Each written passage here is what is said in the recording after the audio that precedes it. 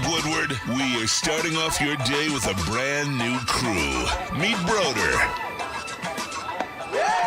I can't control my arms sometimes. My limbs are just kind of flying. Detroit Kool-Aid. Fired up! Y'all got Kool-Aid. I'm fired up! But with the Wake Up Woodward crew, he's actually a part of the family. Flannel Sam. Ask me about my wiener! Okay. Along with JB and KG. Wake Up Woodward gets you all of your Detroit sports talk. Every morning, 8 to 10 a.m. Live on Woodward Sports. A show for Detroit, by Detroit, with people from Detroit. Tell Siri to set an alarm, because it's time to Wake Up Woodward. Credit that team. You know, they were ready to go. And we knew they would be. We knew they'd have a sense of urgency coming off of that tough loss out there on the West Coast, and you know, we just couldn't quite match it. So, you know, they did a good job. You know, and ultimately, you know, it's like I told the team, man. I didn't have those guys ready to go. Not like that. You know, not when you're playing a team like that. And you know, and that's with me, man. You know, we had a number of guys that, you know, have played a lot better than that, just overall, and so that tells me that's me, man. I didn't have these guys completely ready to roll. So, you know, it doesn't mean I thought the effort was good, man. Guys fought. It just there was little things in there that bit us, things that, you know, we knew we could not give these guys anything. It's too good of a team, and we gave them some stuff there. So. You know, it's a tough pill to swallow, but at least we know now where we stack up against, you know, one of the AFC's best teams, and it's not good enough. Not today, it's not.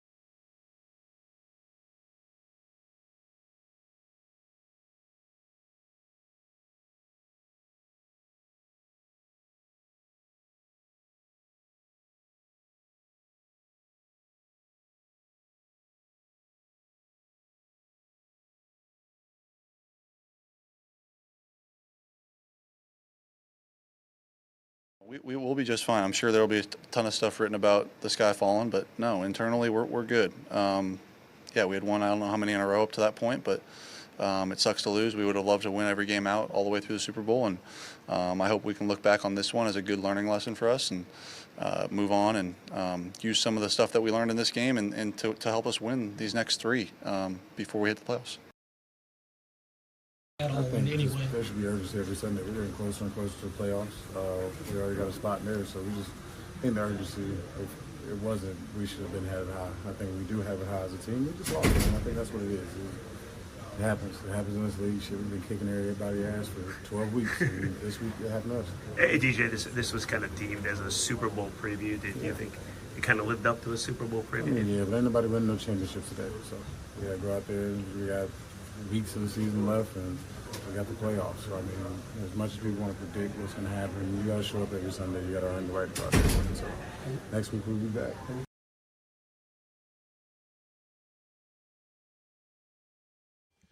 What up, though, people? You know what? We haven't done one of these in a long time, and we have to talk about it, but we're here to be therapy for all of Detroit, all of Michigan, all of One Pride, everywhere, man. It's Wake Up Woodward. It's your boy Brandon, a.k.a. Detroit Kool-Aid, Credential Pistons reporter and writer for the network. Flannel Sam is back with us today to help us break this down.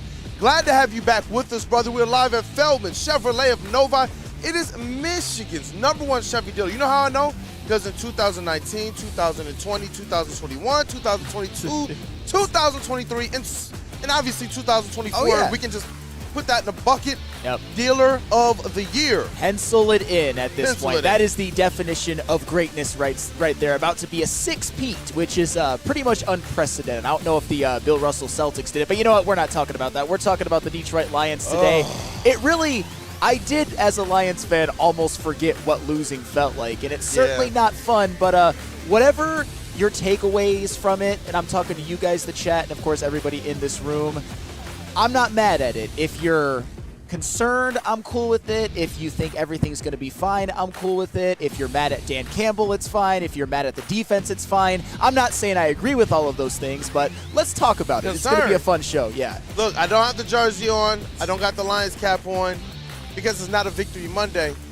But concerned, I got the Lions gear on right here. What are we talking about? You know what? I remember after the Seahawks game, how fans reacted. I remember after the bludgeoning at the hands of the Ravens, how fans reacted. But something tells me, I swear, that the Lions made it further than both of those teams last year. They did. They did. And I know that this year presents some different challenges because that injury list is something that has grown and grown and grown. It's now a novel that just won't die. It's like a movie that got 3 parts, and then they said, hey, another 3 parts. And it's just like, I don't know how much more of this they can sustain. I know we're going to break it down, but that's where my mind instantly went to with this game here. Look, a battle of the Titans, and obviously the Bills came in with a hell of a game plan. Their defense looked more like that defense that showed up against the Chiefs, and they had a great game plan. Everything that I believed was going to be a weakness that the Lions could take advantage of, it was as if the Bills went in, took their time to prepare for the Lions, shored all of that up, and then break glass in case of emergency. It's just Josh Allen. Go out there and play backyard football. Ty Johnson was one of those recipients. Former Lion Ty Johnson. Oh. But that's just kind of where my mind first went is how do they sustain these injuries? Because if they just had a few of those players, I feel like this game is something that they can the outcome might be a little bit different. But 48-42, the Detroit Lions do fall to the Josh Allens. Yeah, to the Josh Allens, and credit to the Bills running backs as well. They went stupid. All of them in their own unique ways. I will just say that, whether it's Ty Johnson with 100 receiving yards or James Cook with 100 rushing yards, it's certainly something that I did not foresee. But it's just another one of these days where it had almost been 3 full months since the Lions lost a game, and I know going into this game, I thought that it was going to be close. I had intimated at points that maybe this is the one where the Lions trip up. But before the game, I had settled on that I thought the Lions were going to win a 3-point shootout. And it didn't exactly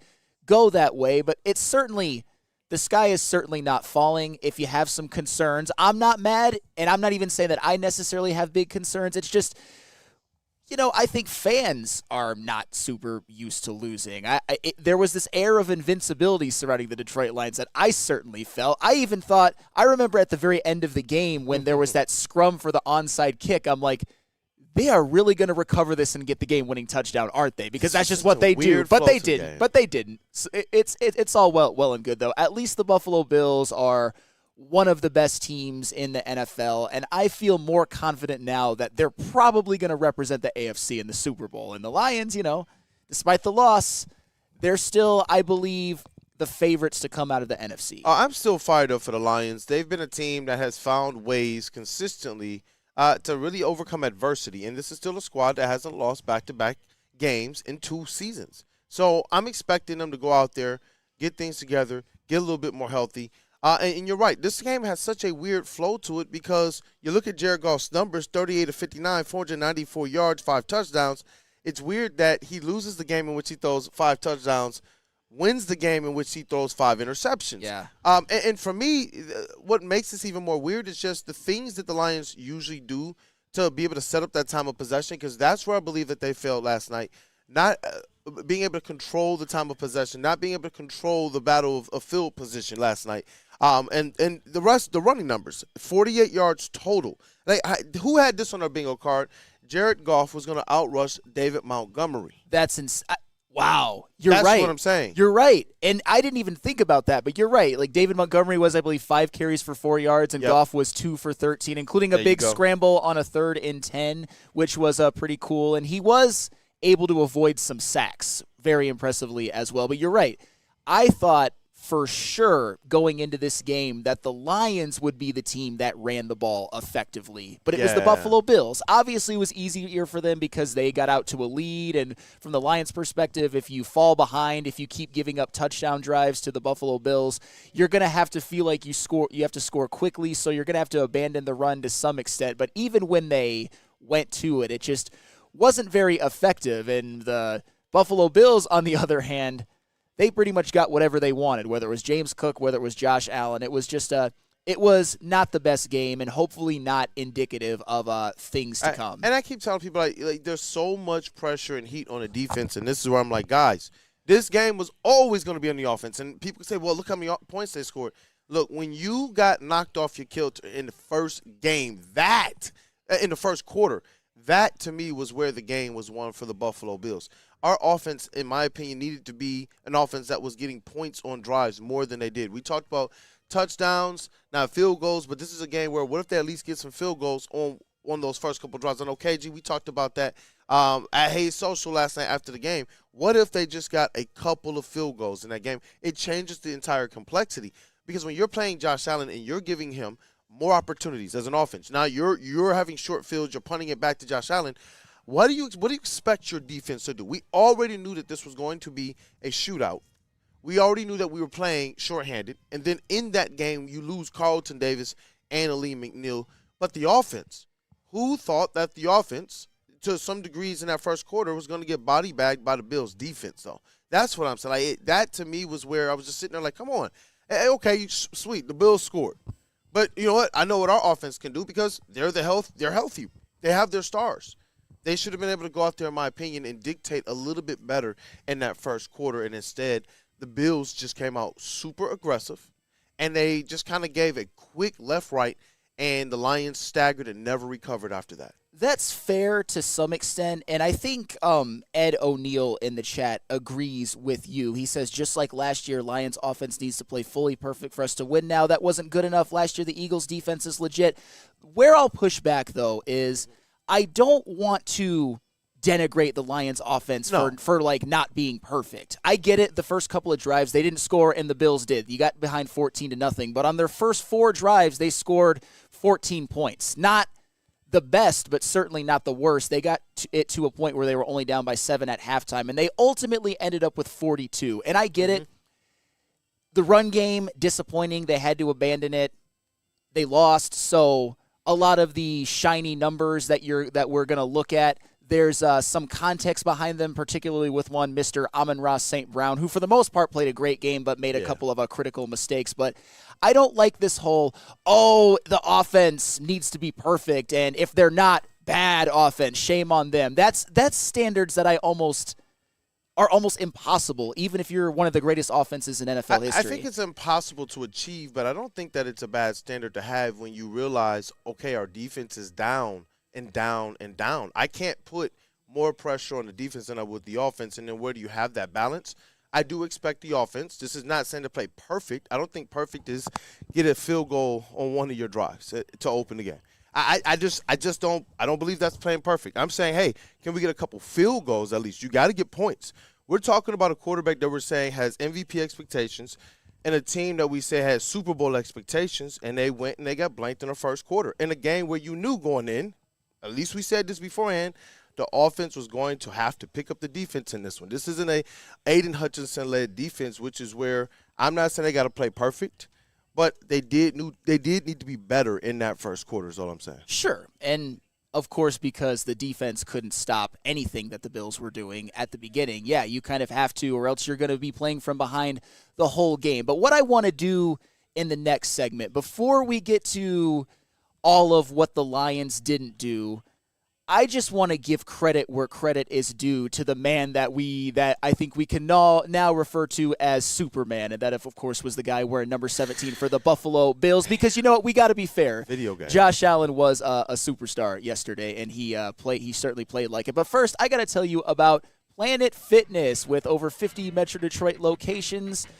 it's where your fitness is essential, whether you want to get in shape for the holiday season, the new year, or for get your beach body already prepared because summer will be here before you know it. Planet Fitness is the place to go. You can get the cheapest memberships at only $15 a month, or you can upgrade slightly with the payment to the Black Card but get more amenities. It's Planet Fitness, where your fitness is essential.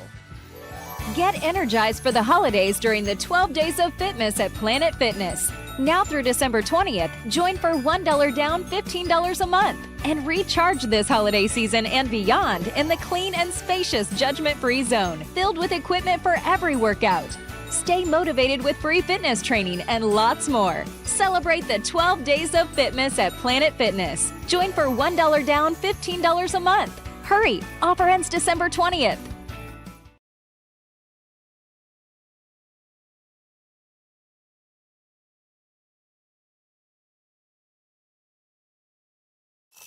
Most talked about Detroit media by other Detroit media, and we love it. It's the Woodward Sports Network. Feldman Chevrolet, Michigan's #1 Chevy dealer, is kicking off the game with the best prices on all cars, trucks, and SUVs, like this 2024 Silverado for just $296 a month, or this 2025 Equinox for as low as $371 a month. Our locations in Novi, Highland, New Hudson, Livonia, and Lansing means we have the perfect Chevy right in your backyard. Get the home team advantage every day at Feldman Chevrolet, Michigan's #1 Chevy dealer.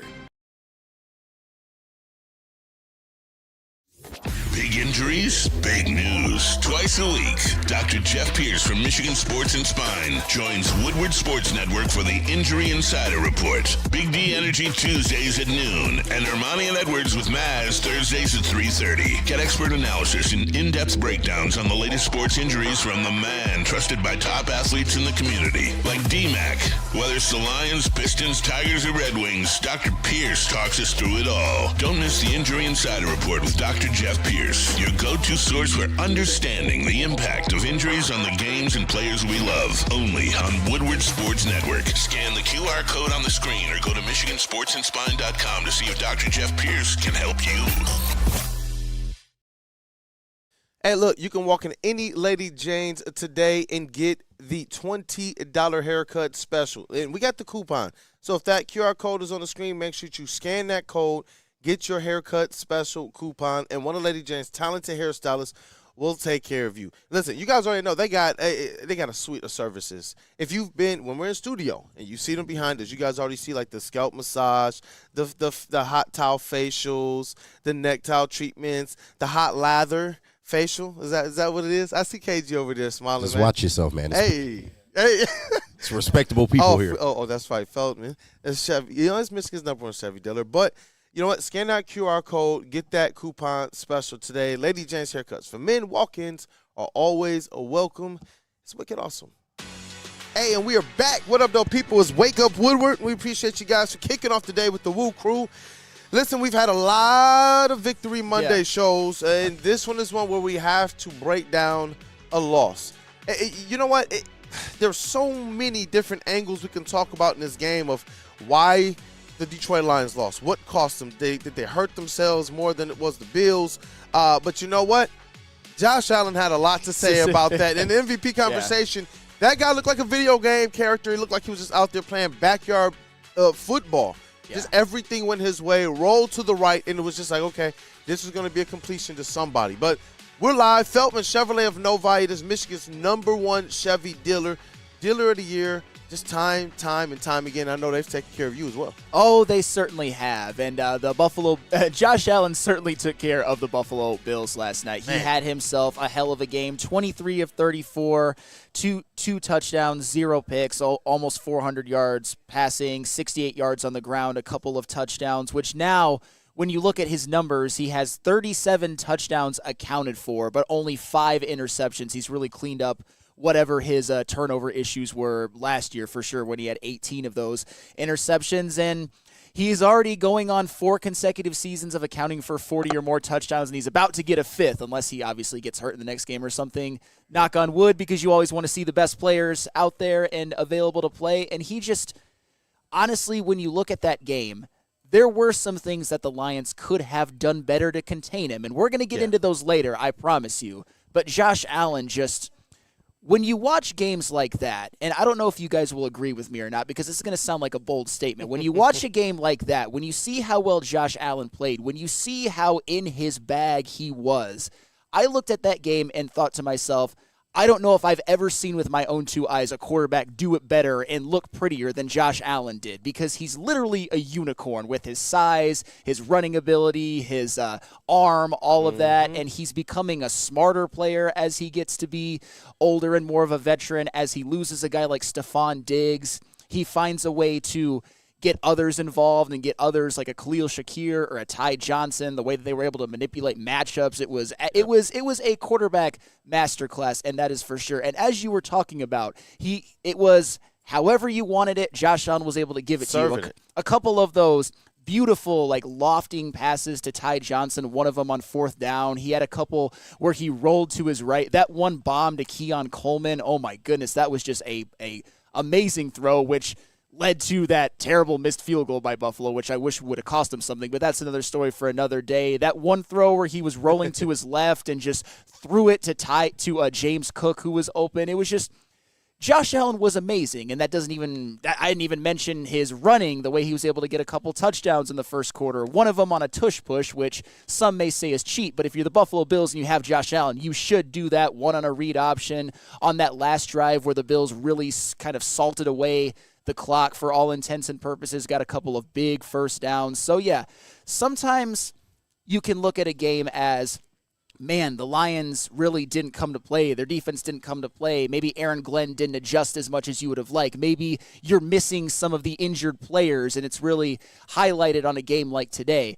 But I also want to give credit where credit is due. And Josh Allen, he extended his lead in the MVP race. I will just say that. Definitely. He was comfortable. That's, when I looked at him, he was just comfortable. When you look at the stats, it says that 0 sacks.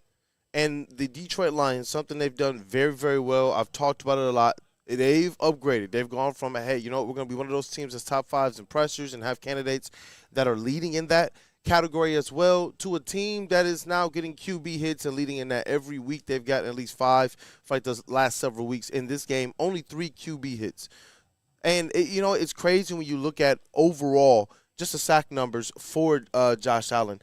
It's insane. Like, he just no one gets him on the turf, man. Yeah. And that is a big part of his success. But what's a big part of the Detroit Lions defense's success? It's getting home to the quarterback. And not being able to get him on the ground last night in comparison to Jared Goff getting sacked 3 times for a loss of, 21 yards. Those types of things were the differences of the game. We've seen when the Lions have had success, they've been able to put at least a little bit of heat on the quarterback and force them into some bad throws. But last night was a game where I was looking at a player who separated himself, as you said, in the MVP race, and just in my own mind, just it's something different when they do it to your own team. Yeah. And I was just like, man, I don't care how it sounds. That was LeBron-esque. Right. And y'all know I don't care to give LeBron no credit at all, but that was one of those kind of, if you're thinking about the grandmaster scheme of things, like he went into Ford Field. I know the defense was hobbled, but he went in there and he did his thing, man. He did his thing, and I'm convinced that he's going to go down at some point, if he gets a ring, of course, as one of the best to ever play the game, at least at the quarterback position. And not only that, one thing that we've noticed with Josh Allen over the last couple of years, and it certainly helped him this year at times, is you've given him more of a running game. James Cook is by far the best running back that Josh Allen has ever played with, and you saw it last year, you saw it in this game, and that's the thing. When Josh Allen is properly supported with a run game, with protection, he's pretty much unbeatable. And the Lions, unfortunately, weren't able to stop the run, and they weren't able to get enough pressure on Josh Allen, weren't able to rattle him enough. And when they did get pressure, all Josh Allen did was roll to his right and make these impossible passes sometimes, even a couple across his body, roll to a left, throw an amazing pass to James Cook. And honestly, the secondary, there's only so long that you can cover when Josh Allen has all the time in the world. I just, like I said before, I know a lot of fans are upset. I know we're probably not going to get this discourse as much on the network as I think we should. Yeah. I think we just got to give credit where credit is due. Josh Allen is right now, if you isolate just this season, I would say he's the best player in football, and he played like it yesterday. I would have to concur. I would have to agree. And I do believe, though, that Jared Goff, after that first quarter, he settled in, and then they put the game in his arm and said, hey, just make sure you get us points. So if our defense gets opportunistic, if this kick, the onside kick works out, then at least we know we've kept pace. And that's what you want to see if you're playing the Buffalo Bills. 42 points is a lot of points on a day that they didn't play perfect. And like you said earlier, you don't want to put necessarily the expectation to have to play perfect every game. Like, hey, listen, you want to know that this team can be balanced and can complement each other. What were we talking about so much before this game is how well balanced they were, not just offensively and defensively, but special teams. So I don't want to kind of take that and just chuck it out the window now that we saw a loss here. Just to keep it in perspective, it's like, you know what? Goff had an insane game, and I know we're going to talk about it. Oh, yeah. But let's talk about some of these decisions with Dan Campbell in the next segment. Let's do it. Let's get to Dan Campbell. There's one in particular that is pretty polarizing amongst Lions fans. And honestly, I don't really blame you for either side of the aisle that you're on. But I've got an opinion about it that I think will lead to some discussion. I will just say that, and I know Kool-Aid and KG and JB do as well. But I have to tell you about KDK Law. If you're divorced, if you're going through a divorce or child custody or any other law issues, Kevin and Catherine at KDK Law, they are the place that you need to go. It's a tough situation. Nobody wants to go through any of this, but you do have a future ahead of you. Future you will be thankful that you went to KDK Law in Birmingham. So give them a call or scan the QR code. And if you need their services, unfortunately, at least use the best. KDK Law. Walk into any Lady Jane's Haircuts for Men today. Open 7 days a week. Sit back, relax, and enjoy precision haircut, scalp massage, hot leather neck shave, and hot towel treatment from one of our talented stylists. Step up your game this season and take advantage of our $20 haircut special. Scan the QR code and get your coupon today. Lady Jane's Haircuts for Men, the ultimate haircut experience. Open 7 days a week. Walk-ins always welcome. Lady Jane's Haircuts for Men, it's wicked awesome. Big injuries, big news. Twice a week, Dr. Jeff Pierce from Michigan Sports and Spine joins Woodward Sports Network for the Injury Insider Report. Big D Energy Tuesdays at noon, and Ermanni and Edwards with Maz Thursdays at 3:30. Get expert analysis and in-depth breakdowns on the latest sports injuries from the man trusted by top athletes in the community, like D-Mac. Whether it's the Lions, Pistons, Tigers, or Red Wings, Dr. Pierce talks us through it all. Don't miss the Injury Insider Report with Dr. Jeff Pierce, your go-to source for understanding the impact of injuries on the games and players we love. Only on Woodward Sports Network. Scan the QR code on the screen or go to MichiganSportsandSpine.com to see if Dr. Jeff Pierce can help you. Get energized for the holidays during the 12 Days of Fitness at Planet Fitness. Now through December 20th, join for $1 down, $15 a month. And recharge this holiday season and beyond in the clean and spacious judgment-free zone, filled with equipment for every workout.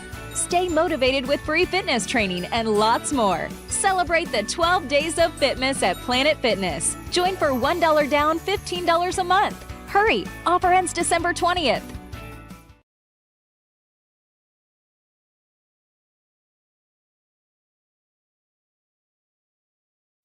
The bad boys from the NFL are here. Your 2024 Detroit Lions are the hardest hitting, highest flying, trickiest playing, grittiest team in the NFL. A dominant team. Get all your coverage of your favorite team right here in your favorite network. Woodward Sports.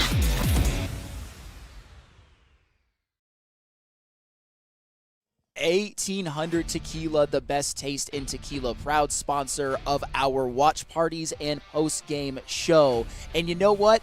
After last night, as Stick was saying off air, a lot of us needed some 1800 tequila. And if you need to drink away your pain responsibly, of course, last night, I hope you turn to 1800 tequila. And hopefully in more recent future situations, you have a reason to celebrate with 1800 tequila. But either way, 1800 tequila is the way to go. I even like it the best of any tequila, and I'm not usually a fan. I may have a pain face when I take a shot on air, but don't let that fool you. That is a me problem, not an 1800 tequila problem. The best taste of tequila, please, though, if you're going to indulge, drink responsibly.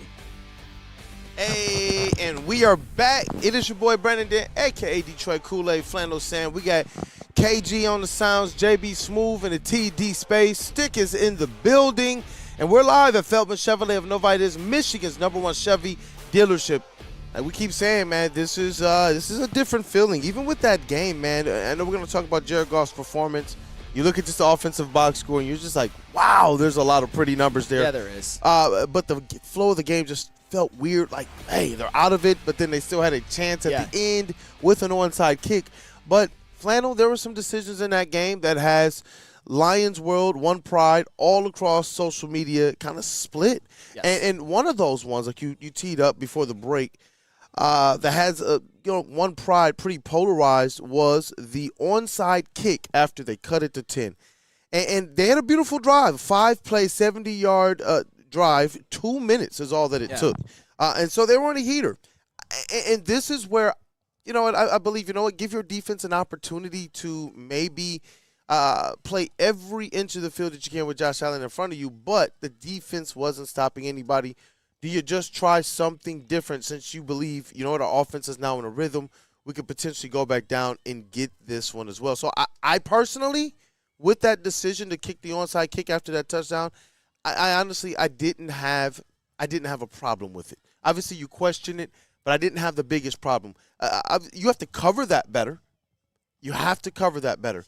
But to be able to put Jake Bates, because I did put this online last night, put Jake Bates in that type of a position sometimes when he's never done that against that team in that moment, sometimes I wonder, was that the right decision? But ultimately, when you got to get something going, you got to try something different. I can understand that outlook. Well, especially now when you can't even do surprise onside kicks anymore. It's a tough position to put your kicker in. It's almost never works in modern football. Even back in the day, it worked less often than it didn't. I will just say that. And it's easy to say, considering the result of the play, that it was a bad decision because we all saw Mac Hollins bat it to himself and return it to the 5, and then the Bills got an easy touchdown to put them ahead by 17. And there certainly is that angle. It didn't work, so therefore it was a bad decision. My view on it is they should have kicked it deep, and here's why. The Lions had cut the lead to 10 with 12 minutes left. It was 38-28. How many times have we seen a Lions defense, even like last year when their defense overall wasn't good, not get a lot of stops, but make key stops? Everybody knew that watching the game, Buffalo, for the most part, got anything that they wanted. But they did punt once, and they also had a very shaky kicker who had missed a 24-yard field goal.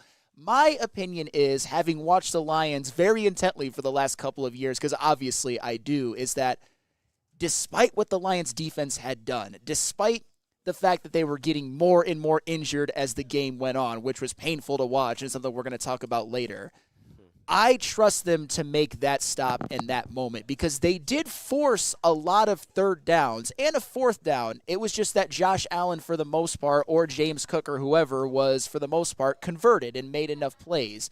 But what if there was a third down where, I don't know, they got the one pressure and the one sack that they needed? What if maybe he throws the ball to, I don't know, Dalton Kincaid or Dawson Knox and they drop the ball? I think at that point you have to give your defense a chance to get a stop because it's the Lions. Even when they're not great defensively, they're opportunistic. I know what I talked about last night with KG when I got over to Hayes Socials for post-game show was, you know what, when you do have the top two safeties in the league like we talk about, we know that they're opportunistic. We know that they can also go out there and ball hawk. Do you give them as much field as possible to go out there and make a play? Because this was always going to be, especially at that point in time, you're kicking an onside kick because you're trying to make magic happen. Now, the people we've seen make magic happen is Brian Branch. It is Kirby Joseph. You go back to the game against the Chiefs when we won in their home. It was Brian Branch making magic happen. Mm-hmm. Against who? Patrick Mahomes and Andy Reid coached Chiefs team. Now you're playing the Bills. You're playing Josh Allen. You're going to have a little bit of that Bills magic going on. But sometimes I do, like, that was me. I was going back and forth with this because I understood the people. There were people telling me, like, hey, look, the defense, did you really trust them? Don't you got to try something? And my retort was, But isn't trying something allowing Brian Branch, who was all over the field, 15 tackles, 18 solo, 2 tackles for loss, isn't it like allowing these guys to go out there and try and make a play on Josh Allen? Yeah, and Cody Ingalls says something in the chat that I think is interesting, and I'm not mad at you for this. I just have a retort. We had no linebackers. How can you, with all seriousness, say you were confident the Lions would get a stop? Come on, Sam. They were getting cooked all day. Logically, you're right. I've watched enough Lions football. I've seen them defy the odds so many times, like win that game against Houston where Jared Goff threw 5 interceptions, or continue to withstand all of these injuries prior to last night being undefeated without Aiden Hutchinson. And as more guys continue to go down, continue to right the ship, that maybe it's an irrational confidence. Maybe logically it didn't make sense, and Dan Campbell knew his personnel and his players more than me. It's just, I see this team, the way this Lions team has been able to make the winning plays when they need to make them, even if they don't play their best game, that I just had this maybe irrational confidence. But the reality is that, and I'm not trying to say that I was right and Dan Campbell was wrong, the play did not work. You ended up giving the Buffalo Bills a 5-yard touchdown drive because of it. So you can't get upset with me for maybe questioning the call a little bit in hindsight. Do I think it was the biggest reason why they lost the game?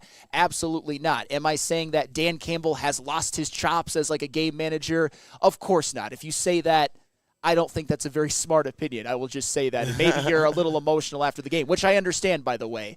It's just that it didn't work. And it gave the Bills an easy touchdown. If you had kicked it deep, maybe the result goes differently. That's all I'm saying. And I do enter my official stance on the record. Like, I'm pro them kicking the onside kick.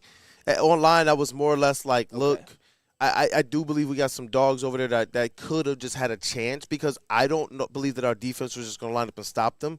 But if we're hoping for a miracle, I believe that the safer miracle at the time was hoping that Kirby Joseph, Jack Campbell, one of our guys that were in there and all over the field could make something happen. Or you just force a field goal, which they did do a couple times in that game. But ultimately it was like, you know what, with how the offense was moving, and Chuck Brewer says this Kool-Aid, if they recovered the onside kick where they normally do, Branch and crew would have had a chance to still hold them to a field goal. And that I understand that as well. Obviously the onside kick gives them the short field, but I still believe that they would have a better opportunity to make something happen. But you know what? Dan Campbell, he knows his team. He tried something different, and that's why I'm like, I got to go with it. It's also hard, like, to make a play if you're Brian Branch or, if you're Kirby Joseph in the run game. Like, because at that point, the Bills had no real reason to put the ball in the air, at least not enough to actually risk a turnover. So, like, would I have done that call? No. Ultimately, I felt like Dan Campbell, he made a decision for the team, and I'm not necessarily mad with that. I trust my coach and what he evaluated on the field. And if you look at what was happening during that game, the Bills came in and did what the Lions have done for 11 straight weeks. They controlled the ground game. They controlled the time of possession. And I think Dan Campbell got to a point where he was trying to play the clock. When you look at, your defense is getting beat up, you can't get a stop. Your pass rush was non-existent in this game. There wasn't much else that you could do. I do understand the logic behind, kicking it and letting your defense play. Like I said, I personally would not have made that decision, but I can't be mad at him when you're incurring all these injuries and your defense can't stop a nosebleed. I think he was really just trying to play the clock. Okay, if we can get a stop here, they'll have a shorter field, but if my defense can make something happen, they might give up a field goal at the worst, and we will still have more time to drive down the field and try and score a touchdown. What I keep iterating is that the chances of somebody returning an onside kick damn near for a touchdown is like, what are the odds of that? That normally does not happen. That was what actually was the backbreaker of that call. My man returning it to the 5 and then pretty much guaranteeing a touchdown on that drive. So, like I said, I'm not mad at Dan Campbell at all. I wouldn't have made that choice, but he was trying to look out for his defense. For people that say, oh, you didn't trust your defense, you've been trusting them all this time, I think he was trying to look out for his defense. Because, man, look, you had Carlton Davis go down. You had Aleem go down. You had Khalil Dorsey go down, and we hope he's okay, man. Very, very serious injury with him. So when you're losing bodies left and right and your defense is tired, they're constantly on the field, I can't blame him for trying to take a chance to get ahead, especially when your offense was cooking like that. And Dan Campbell, he's just one of those guys that we gotta live with the decisions, man. If you're gonna like some of the aggressive calls, you gotta live and die with it. So I don't think it was the most egregious call in the world at that time in the game. I don't. And that's where I was like, let me just enter my official record. It's like, you know what? I roll with the call, even though, because I don't want anyone to be like, well, online you were saying this, and it's like, that's where it was in the heat of the moment. Logically, I feel like it was this, but I don't believe that he was making the decision from a logical standpoint, from like a X's and O's standpoint. I believe this was like, hey, listen, right now we need something to just happen. You're looking at 12 minutes on the clock, period. No matter where your defense is on the field, that's a tall task with Josh Allen on the other side. Imagine you boot it, and you play the regular way, and then they have a 7-minute drive. I mean, that absolutely kills you. It doesn't matter if they scored a field goal. You don't have enough time to try and bridge that gap. So, like I said, I think he was just trying to be a little more forward-thinking and just trying to get maybe an extra possession out of that clock. And unfortunately, it just did not work. And that's the risk that you take. And you take that risk, though, because you believe you can afford it with how well your offense was playing. And we saw – listen, it did cost them, and then did the Lions not respond? And that's the thing. It's just like, you know what? Man, there's going to be so many decisions, and then a loss. Those are one of the ones that you highlight. Those fourth down decisions and those kind of decisions like this to go with like either the trick plays or an onside kick, which we haven't seen from the Lions. I don't know the last time I saw an onside kick, and then we get 2 in one game. Those are the ones that are always going to have like the bat signal shown on it. But we've won so many games with them making decisions, not necessarily an onside kick, but questionable decisions that have more times than not gone their way. This was the Bills. They lost 48-42. What you want to talk about is this. The Bills, they're not like perfectly healthy, but they are healthier than the Lions. They do have who I believe is going to be the NFL MVP, and the Lions went out there and pushed them. When you look at some of the games that the Lions lost last year that had fans kind of just, the sky is falling, this is one where I saw some different things than what I saw against the Ravens last year. This was a mobile quarterback. We understand what he can do, but I saw a path to a victory for the Lions yesterday. I saw a path for a comeback yesterday, but there were just a couple questionable decisions, obviously, because you're playing against the Bills. So it's like, you know what? They pushed them. They did make them fight after the first quarter. The Lions' offense went on a run, and you just didn't have enough time. And that's where I do agree with your assessment of Dan Campbell looking at the clock and saying, you know what, can I squeeze one more possession out of this thing? Yeah. Because I know if we can, our offense right now, it's going. If we don't, I believe that our offense can erase this pretty quickly as well. Maybe it'd be different if they could have stopped the run game, but you had 197 yards on that side. And they weren't fooling nobody on offense because, like we said at the beginning of the show, they weren't running. Jared Goff outrushed David Montgomery, and that's just insane. That is one of the right. And shout out to him. He played a hell of a game, and I think that's going to go slept on, because of everything that happened in this game. But he literally put the team on his back. Yes, we said Jared Goff. 500 yards, 5 touchdowns, Jared Goff? You damn right. We talking about and no, he deserves his credit, Stick, because like I said, he put the team on his back last night, and besides that first quarter, he played a masterful game. Most insane stat of the season, Jared Goff throws 5 interceptions, they win. Throws 5 touchdowns, they lose. It's crazy. Almost as if wins isn't a quarterback stat. But we'll I was going to say. It's almost as if you can't judge everything by stats, Flannel Sam. It's almost as if the defense actually showed up against Houston and didn't against Buffalo. Wow. Hey, look, one more thing, just with the onside kick thing. You look at what the Lions did after that. 12 minutes, right? Yep. How many offensive possessions are you going to get? If the Bills get that, you're right. They could ice 7-8 minutes off because we weren't stopping anything. The Lions scored 2 more touchdowns in that time. They knew the type of defense that the Texans were going to check into. So that's why I was like, you know what? I understood it. I understood it. You got to do that. If they score quick, you get still the opportunity to score, and like they did. They scored 2 times, 2 there, 1 time the rest of the way. If he gets the onside kick, we're sitting up here, he's a fucking genius. He's got big balls. He's this, he's that. And where did he start the show at? Exactly. It almost worked out with the second one. We were sitting there like, wait, in that scrum, before the kick, I was like, all right, we didn't really, this game, it's not as close as the score. And then as soon as the scrum, I was like, oh, my God. It's as close as the score. They got an opportunity. I was seriously like, that close. They're going to recover this, and they're going to have like a game-winning Hail Mary to J-Mo or something Right. like that. That's honestly what I thought. But, going into the end Can't get 'em zone, all, man. holding Can't the jewels, man. That would have been crazy. But you know what?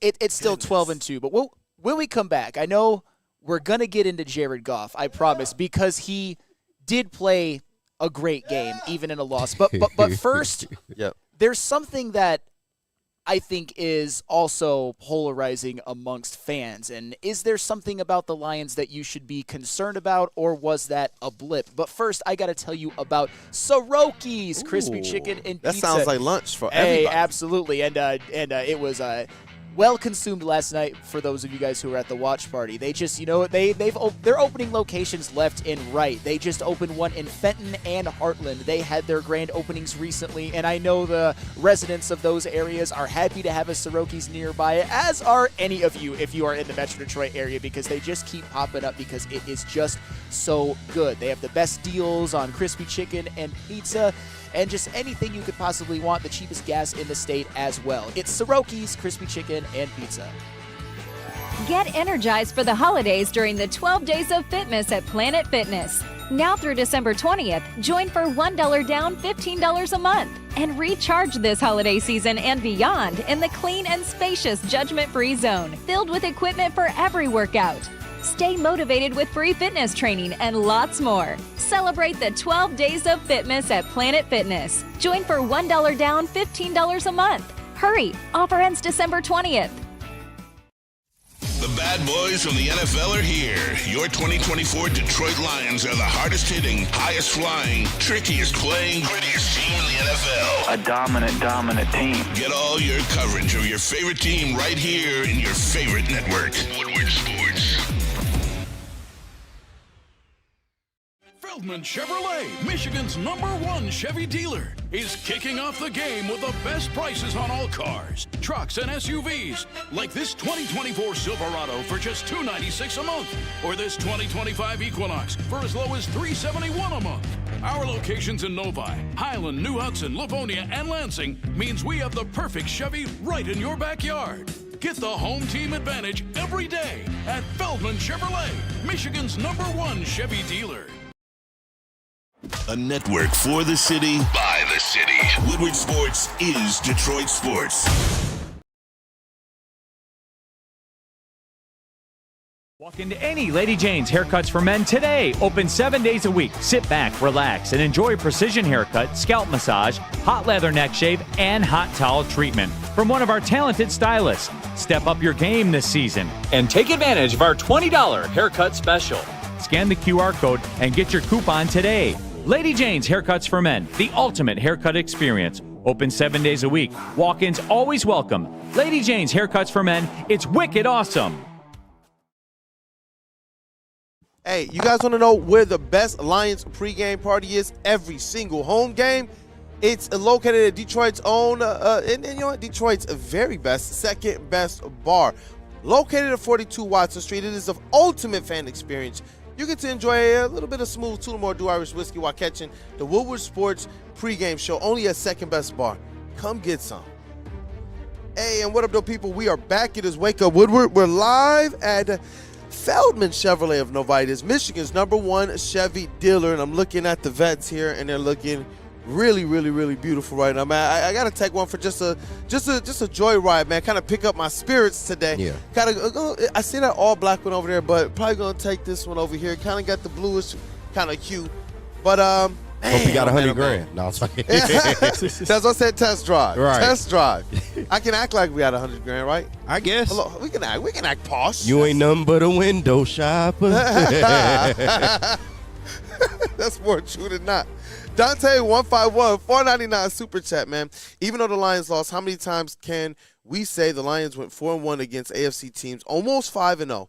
If the Lions recover at least one onside kick, I mean, there's a lot of things they could have done, but they were already playing against it with the defense and how just kind of depleted they were. And you know what? we got to ask the question. Yeah. The level of concern with the defense.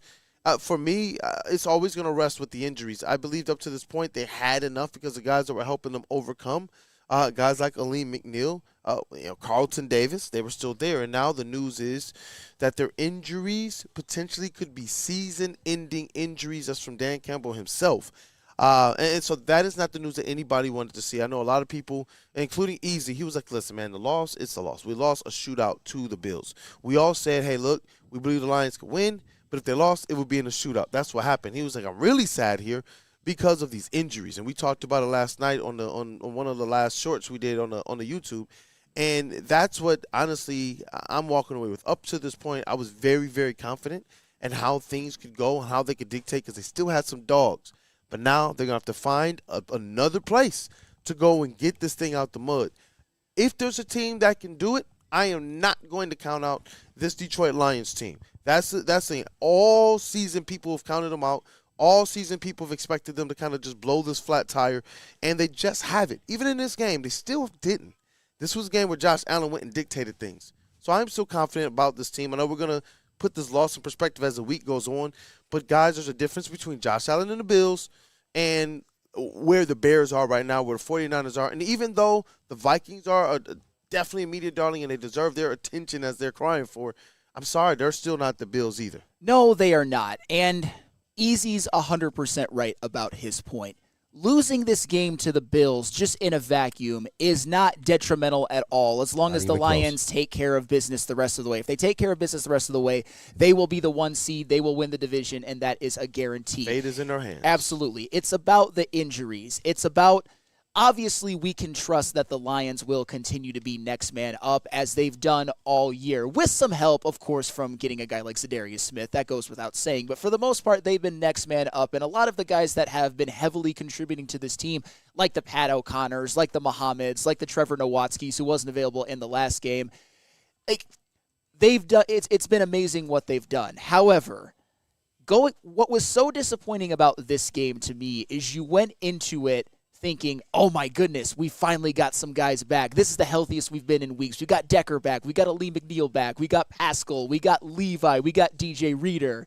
And then as the game went on, you lose Carlton Davis. You lose Aleem McNeil. And then after the game, we're talking about Dan Campbell saying, are they potentially season ending? And it was just an absolute gut punch. So that's my one concern. My number one concern about the defense is how much longer can they do this? Can they withstand on top of everything else they have to withstand? Like with guys like Hutch and Anzalone and Marcus Davenport, potentially Carlton Davis and Aleem McNeil being out for the season. But the other thing that I'm concerned with as well, and this isn't the sky is falling, I just think it has to be said, and you mentioned it, Josh Allen is a different animal than anybody that they've faced or will face. We've saw the Lions be able to contain, for the most part, other really good quarterbacks like Matthew Stafford, like Baker Mayfield. Even though the Buccaneers won, I think they did an okay job. And Baker Mayfield, credit where credit's due, he's having a good year. A great year, actually. Geno Smith. We're talking about Jordan Love. We're talking about C.J. Stroud. The Lions have done a good job against those guys, and they've won all of those games against those guys, except, of course, against Kyler Murray, except, of course, against the Tampa Bay Buccaneers, as we remember. But Josh Allen is a different animal. Josh Allen is the type of quarterback that you might have to face in the Super Bowl. And if it's not Josh Allen, it'll probably be either Patrick Mahomes or Lamar Jackson. Say what you want about Patrick Mahomes this season. He's deadly in the playoffs, and I think it'll be the same this year. In the NFC playoffs, you might have to go up against the combination of Jalen Hurts and Saquon Barkley, or maybe even Jaden Daniels or somebody like that. So the last two bosses on the way to your Super Bowl is probably the number one weakness to the Detroit Lions. Yes, and my point is that this season is Super Bowl or bust. You're not going to be seeing, and I'm not calling the Lions schedule merchants by saying this, by the way, you're not going to be seeing Mason Rudolph or Anthony Richardson in the playoffs. You're going to be seeing like a Josh Allen or a Jalen Hurts or a Stafford with a fully healthy team around him. Maybe. We'll see. They're more healthy now. This is where it's a little bit concerning because even though the Lions defense has taken on injuries and has taken on a lot of attrition, Josh Allen got pretty much whatever he wanted. And some of these injured players you will not have back even if you get to the Super Bowl. So that's what concerns me. And the final thing I'm concerned about this defense, and KG, I think you put this beautifully last night at the postgame show. This is the first game where you're really like, damn, we missed Aiden Hutchinson. Yes. And don't get me wrong, you missed him in other games, like against the Vikings, for example. But this is one game where I can confidently say, if Aiden Hutchinson was out there, I'm not saying Josh Allen wouldn't have had a great game or that the Lions would have necessarily won, but he would have put Josh Allen on his ass a couple of times. You get more than 3 quarterback hits in the game. 1,000%. Yep. You probably get 4 of them by Hutch himself and maybe a sack. You see your cornerbacks get more passes deflected because think about it. Yes. When Josh Allen was rolling out the pocket, my man was comfortable. Yeah. He was comfortable. Even the sacks that he shook off, it was just really like, hey, get off my ankle. But even in the pocket, he had 5-6 seconds to throw the football. So, I mean, what are you going to do? And the no pass rush hands in just his could not face. get home. Yes.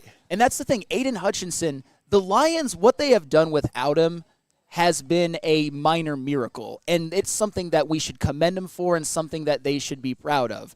But I'll tell you this, and I know there's been some debate about it. I know you guys had a debate about it on the show, one of the shows in which I unfortunately wasn't able to be here. If he's healthy, if he's confident, if he gets the clearance to maybe play in the NFC Championship or Super Bowl, I think it would behoove the Lions to throw him out there. Only if he's cleared and if he feels comfortable on that leg. That's what I said last night. Easy, KG, and I, we were at Hey Social. While Stick and Answer were holding out in the post-game show. And that was the thing. I said, you know what this game showed me today more than ever is that even though we have this kind of long-term window and people, they want to see Aiden Hutchinson get healthy. I want to see him get healthy. I want to see him have a long and beautiful, wonderful career. But the one thing these guys put it all on the line for, the reason why his leg is in the shape it is right now is because he's doing all he can to try and win a Super Bowl. And if you have an opportunity to guarantee you can step on the field for a Super Bowl and try and make any difference, that's why I said, you know what? You got to go. If he's cleared and the team, his camp, and the coaches and the organization, the doctors, everybody's in lockstep, then, yeah, you got to because, you know what? What did we say earlier in the season? Talent-wise, no, this team has it, and it proved it. This team is daunting. It is vicious. It is the Darth Vader of the NFL if they're healthy. But then we said, you know what? What can slow them down? Because you know what? The stats do prove that this isn't something that just happens. And we said it could be injuries. We knocked on wood all season, and now we see that this thing is something that could definitely slow them down. And to this point, though, still 12-2.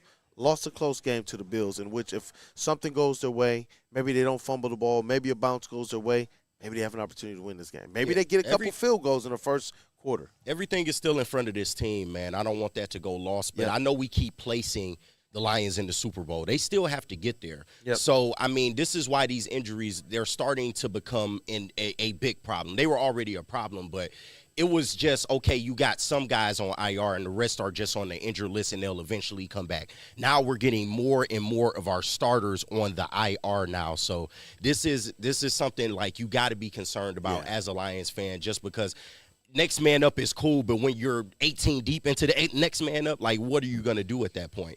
So, I mean, the Lions, they are doing as much as they can do, and you got to give credit to AG. Like, what I'm not about to do today is come up here and slander AG like the defense hasn't held this team down for a good majority of these games. There's been a lot of games this year in which the defense had to pick up the offense, and we all know what this offense is capable of. But what you saw last night is they got outplayed and they got outcoached, and there's no other way to sugarcoat it. I mean, in some of the things that you saw, I saw some hesitancy from some of your edge rushers. I saw hesitancy from some of your linebackers and even some of your safeties at times, because it's just so hard to play Josh Allen, especially when he's on fire like that. There were times where they were afraid to try and rush Josh Allen because they didn't want to get beat over the top. And there were times where they did all out go to rush Josh Allen and they did get beat over the top. So it's so tough, man, when you're in a game like this. And I continue to say the Lions have not faced a quarterback in which he can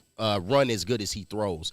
And that is a concern going into the playoffs because you're going to get more games like this. It's not going to get easier as we go forward. But do I have the confidence in Eric Glenn to, go back, look at the tape, shake this off, and try to game plan, in the future for stuff like this? Absolutely, man. But he's got to make do with the players that he has. But it's just the way these injuries are piling up, it's becoming a very, very daunting task at this point to try and, compete with what you have. And to be fair, there was a fumble, and so they had to deal with that. There was the onside kick. They had to deal with that. There was some of those points were because they were put in very bad positions as a defense overall. But my thing is this, what the Lions have done very, very well against good quarterbacks this year is limit the amount of opportunities they have. I don't believe that if you run this game back in the Super Bowl that the Bills are going to be able to body bag the Detroit Lions running game again. If the Detroit Lions running game was something they could have depended on, then you're talking about reducing the amount of opportunities that Josh Allen has in a quarter. We don't generally see a quarterback go and have 3-4 opportunities to score a touchdown in the same quarter against the Detroit Lions, and it's because they couldn't run. How often do we see the Detroit Lions punt on offense like that, or we see David Montgomery run into the line 2 times, Jared Goff just off or just at the sticks, and now they have to punt the ball. Yeah. And that's where, strategy-wise, this is one where it's not necessarily even just the offense. You want to see the offense pick up the defense, but if the offense can help to kind of better sway that time of possession, then all of a sudden it turns into one of those chess games where those 4th down calls and who has the ball last, that's where that matters. Because if you do that yesterday and you limit Josh Allen to 1 or 2 real drives a game, because how many times have we seen the Lions go in and in the first quarter have an 8-minute drive and only all leave the time. one drive for the opposing? They could have done that to the Bills. So no matter how good their offense is, that's where I'm hoping that in the future, and that's where I have so much more confidence. Like, think about this. Like, you telling me that they can't go out there and do this to the remaining defenses on their schedule? They should be able as to. An offense, that's what I'm saying. As an offense, I'm not as right. concerned. So if they can go out there and really, as an offense, go back to being that team that controls the time of possession, can dominate with Sonic and Knuckles. Like, I'm not going to put I'm going to still put respect on their name. These boys did it all season. Absolutely got to. So that's why I'm just like, you know what? They can really help the defense, and that to me is where then Aaron Glenn can scheme up what he has to scheme up, disguise what he has to disguise, not put as much on tape. Because if you put in your whole first half game, strategy, all your looks out in the first quarter, you're done. Yeah, well, I don't think they did that. And I honestly think the offense did as much as they could. Like I said, besides the first quarter, which the opening 3 and out turned out to be very, very detrimental to the momentum of the Lions. But besides that first quarter, I thought the offense played great, even, in the absence of a rush game. I'm putting this more, I guess, on the interior of the defensive line because the run game for the Bills was it was working, and it didn't matter whether it was Josh Allen, Ty Johnson, I forgot the other back's name, Ray Davis. Yeah, Ray Davis. Cook, It was all working, and that's something that we haven't seen from the Lions, regardless of who's been out there. The rush defense has been great. If you could have made Josh Allen one-dimensional, then maybe he makes more mistakes. Maybe, it's just harder when you can't stop the run and Josh Allen has all day to throw and he's getting out of the pocket. I think the rush defense for the Lions was a big reason as to why they lost this game. And that leads me to the one final point I want to get to before we talk about Jared Goff, because he deserves his flowers. Obviously, Aiden Hutchinson was the guy who I think was the most missed on the football field, as he's going to be almost every week because would have been Defensive Player of the Year if he was healthy. I'm convinced of it. But you know who else you missed? You missed your linebackers. You missed Alex Anzalone. You missed Malcolm Rodriguez because, as you said, the running game pretty much got damn near anything they wanted. But it wasn't just – it was them catching the ball out of the backfield. Yes. After Josh Allen hits that first pass to Ty Johnson, who he got on Quan Alexander, don't you think that Alex Anzalone would have done a better job of covering those guys? Absolutely. Absolutely. Ty Johnson had 100 yards out of the backfield receiving. But it came after – it wasn't as if they were just on – like the initial coverage. It was after things broke down, Josh Allen's running around, and that's the perfect counter against a Detroit Lions defense, because what is Alexander Anzalone going to have to do? What was happening with them linebackers is Josh Allen was freezing them, and he's the quarterback that he will freeze even the best of linebackers. And he was doing it all game long. Step up to the line, they freeze. Not even rush. They just kind of stop. The linebackers, and he just blocked right over the top. And I would assume that Alex Anzalone would play it better. We did have Jack Campbell in there playing well. He played really good. I believe Anzalone would have played better, but I still believe that we could have controlled so much more. Like, who did I have more faith in going into that game? The linebacking core we did have with the running backs. I would have assumed that we could have controlled some aspect of the time of possession against the Bills' defense. Yeah. Like, it's a much taller task for me to expect that core linebackers and Aaron Glenn to scheme up stopping the Bills. Right, but what did I tell you on Friday? This is a talented but inconsistent Bills front four. Yeah. And I did think the Lions' offensive line would be able to just go in and maul them, but they have talent, man, and they just schemed it up, bro, and they did it without, sending a lot of guys on blitzes. They got it primarily with their front four and occasionally sending a linebacker in there, but you got to give credit to the Bills' defense. They just had a good game plan, and they schemed it up against our offensive line. They did. They did. Tip the cap to them, man. Hey, let's say hello to some friends, and we got to get into the Jared Goff conversation because after that first quarter, the game was put into his hands. The first quarter, it was a lot of run packages and such to try and control. And after they say, Jared Goff, we just need points, bro. He went out there and he marched that team up and down the field several drives, and they could have had more if they didn't have the fumble. I'm not going to put – I know Amon-Ra had a huge day, and sometimes those things are going to happen. So I don't crush him for that. But obviously, Jared Goff, man, what a day. 59 passes? Pass attempts? More than you would like, but he made the most of them. I will just say that. But first, I have to tell you about Stick says Jared Goff. Stick going crazy over there. Mark White. Mark White will get you right. That is for sure. You know what? If you are looking to get into the home buying, if you're looking to buy a home, you should go to Mark White & Associates because if you work with him, he will pay up to $5,000 of your closing costs. That's right. I said $5,000. Mark White play the interior. Mark White cannot play the interior. He's more of a wide receiver type. At this point. Hey, you know what? It don't matter who out there. We just need people. Just go out there, bro. Hey, if Jonah Williams and Miles Adams can play for the Lions, then so can you, Mark White. No disrespect to those guys. But Mark White, if you want his services, scan the QR code or, call the number on the screen. It's Mark White & Associates. Feldman Chevrolet, Michigan's #1 Chevy dealer, is kicking off the game with the best prices on all cars, trucks, and SUVs, like this 2024 Silverado for just $296 a month, or this 2025 Equinox for as low as $371 a month. Our locations in Novi, Highland, New Hudson, Livonia, and Lansing means we have the perfect Chevy right in your backyard. Get the home team advantage every day at Feldman Chevrolet, Michigan's #1 Chevy dealer. Big injuries, big news. Twice a week, Dr. Jeff Pierce from Michigan Sports and Spine joins Woodward Sports Network for the Injury Insider Report. Big D Energy Tuesdays at noon, and Ermanni and Edwards with Maz Thursdays at 3:30. Get expert analysis and in-depth breakdowns on the latest sports injuries from the man trusted by top athletes in the community, like D-Mac. Whether it's the Lions, Pistons, Tigers, or Red Wings, Dr. Pierce talks us through it all. Don't miss the Injury Insider Report with Dr. Jeff Pierce, your go-to source for understanding the impact of injuries on the games and players we love. Only on Woodward Sports Network. Scan the QR code on the screen or go to MichiganSportsandSpine.com to see if Dr. Jeff Pierce can help you.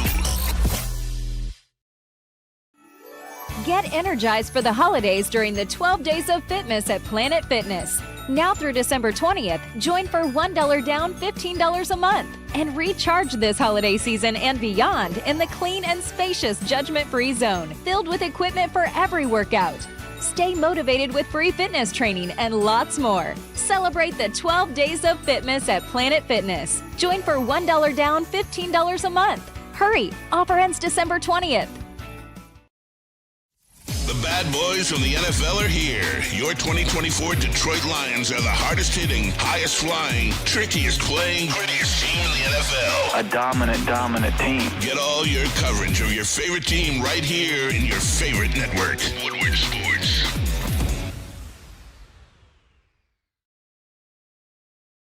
Hey, listen, the New Holland Brewing Company watch party and post-game show, it's always lit.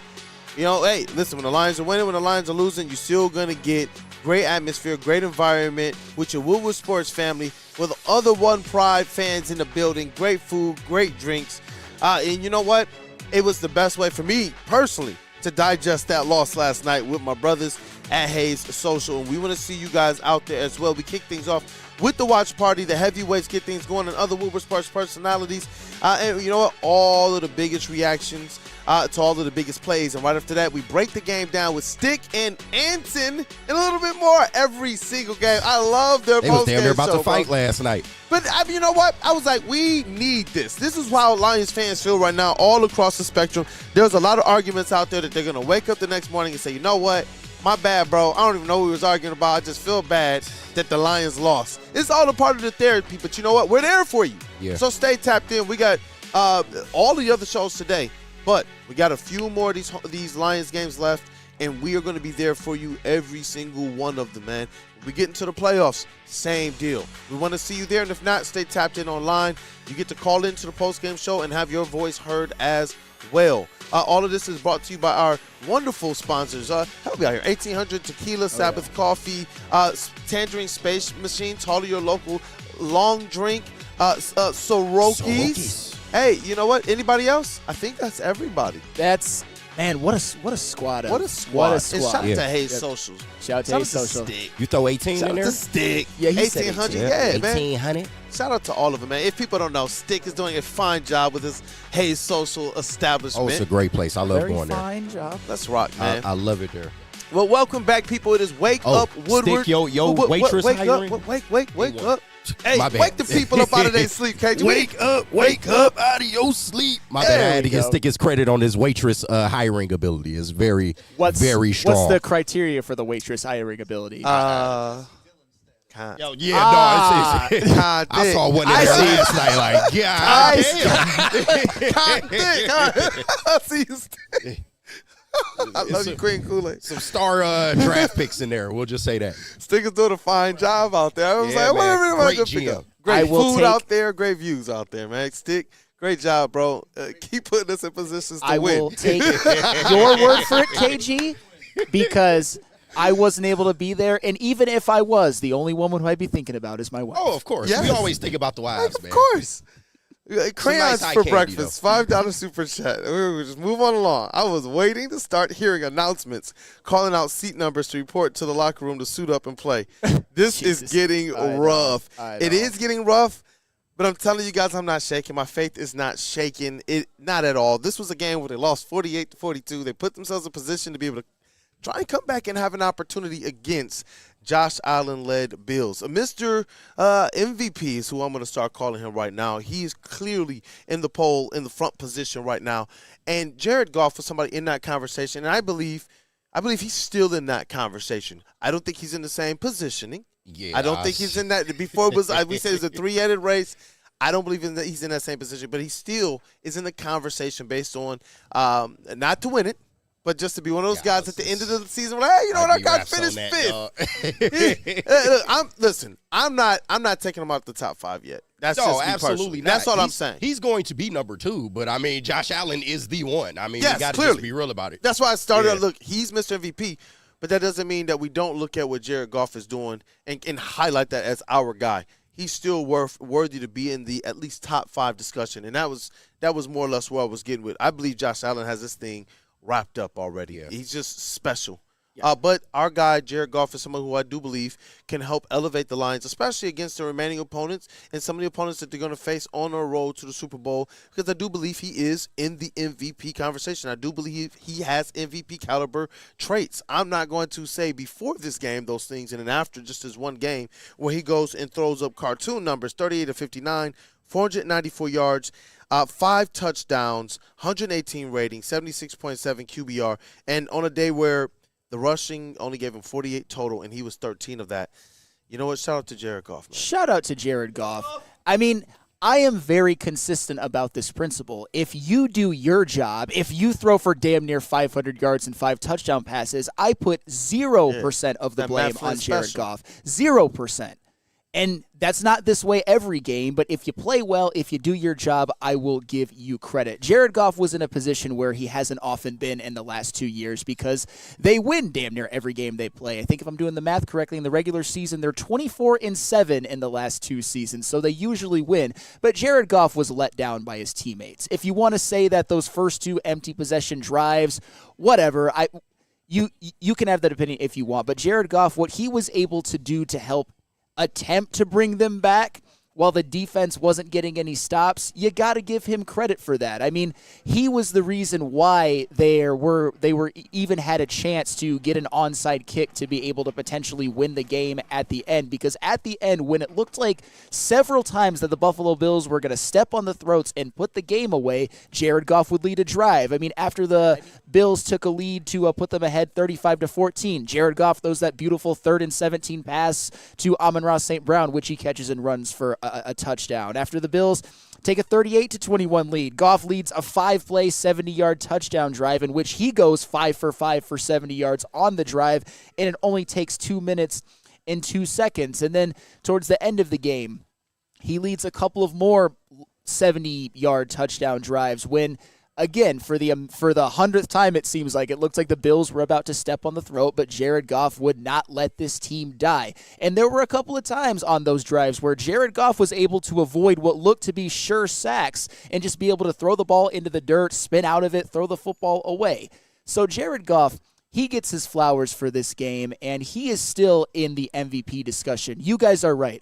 Josh Allen right now is in a class of his own, but Jared Goff might lead that second tier of MVP candidates. We're going to talk about it tomorrow. We're actually going to do our WUW Crew list, but Jared Goff made an MVP statement as well, albeit in a loss. Hold on. My man's in the chat. Xplexum, that's a hell of a name. Garbage stats, as if we're supposed to stand there and let the clock run while we are down, y'all clowns. Like, I don't get that. Josh Allen played against a backup defense. Jared Goff, Goff, straight up. Like, Jared Goff can't play about? Defense, too. I mean, it just is what it is. And I hope that's, if he's responding to what we're saying, that's asinine, bro. That's asinine to me, because all Jared Goff can do realistically is go out there and perform, and he did that. This is where sometimes in these games, you guys hear me say, I want to see them go out there and just put the metal all the way to the floor, push the pedal to the metal. Put your floor through the foot, man, like freaking Flintstone style. Because I want to see Jared Goff sometimes go out there and dictate the way we saw him do the rest of that game, and I get it. We talk a lot about time of possession and the best way you try to control that. When you got that dynamic running back, the best running back duo in the league, you put the ball in their hands. In games like last night, though, sometimes I do wonder, you know what, do you just go out there and you say, you know what, Jared Goff, we want that touchdown. Go out there and dice it up. We got the weapons. Whether it's throwing out the backfield, whether it's trick plays, whether it's going for every 4th down, go out there and put the ball in your arm early on, because we know we need touchdowns or at least field goals.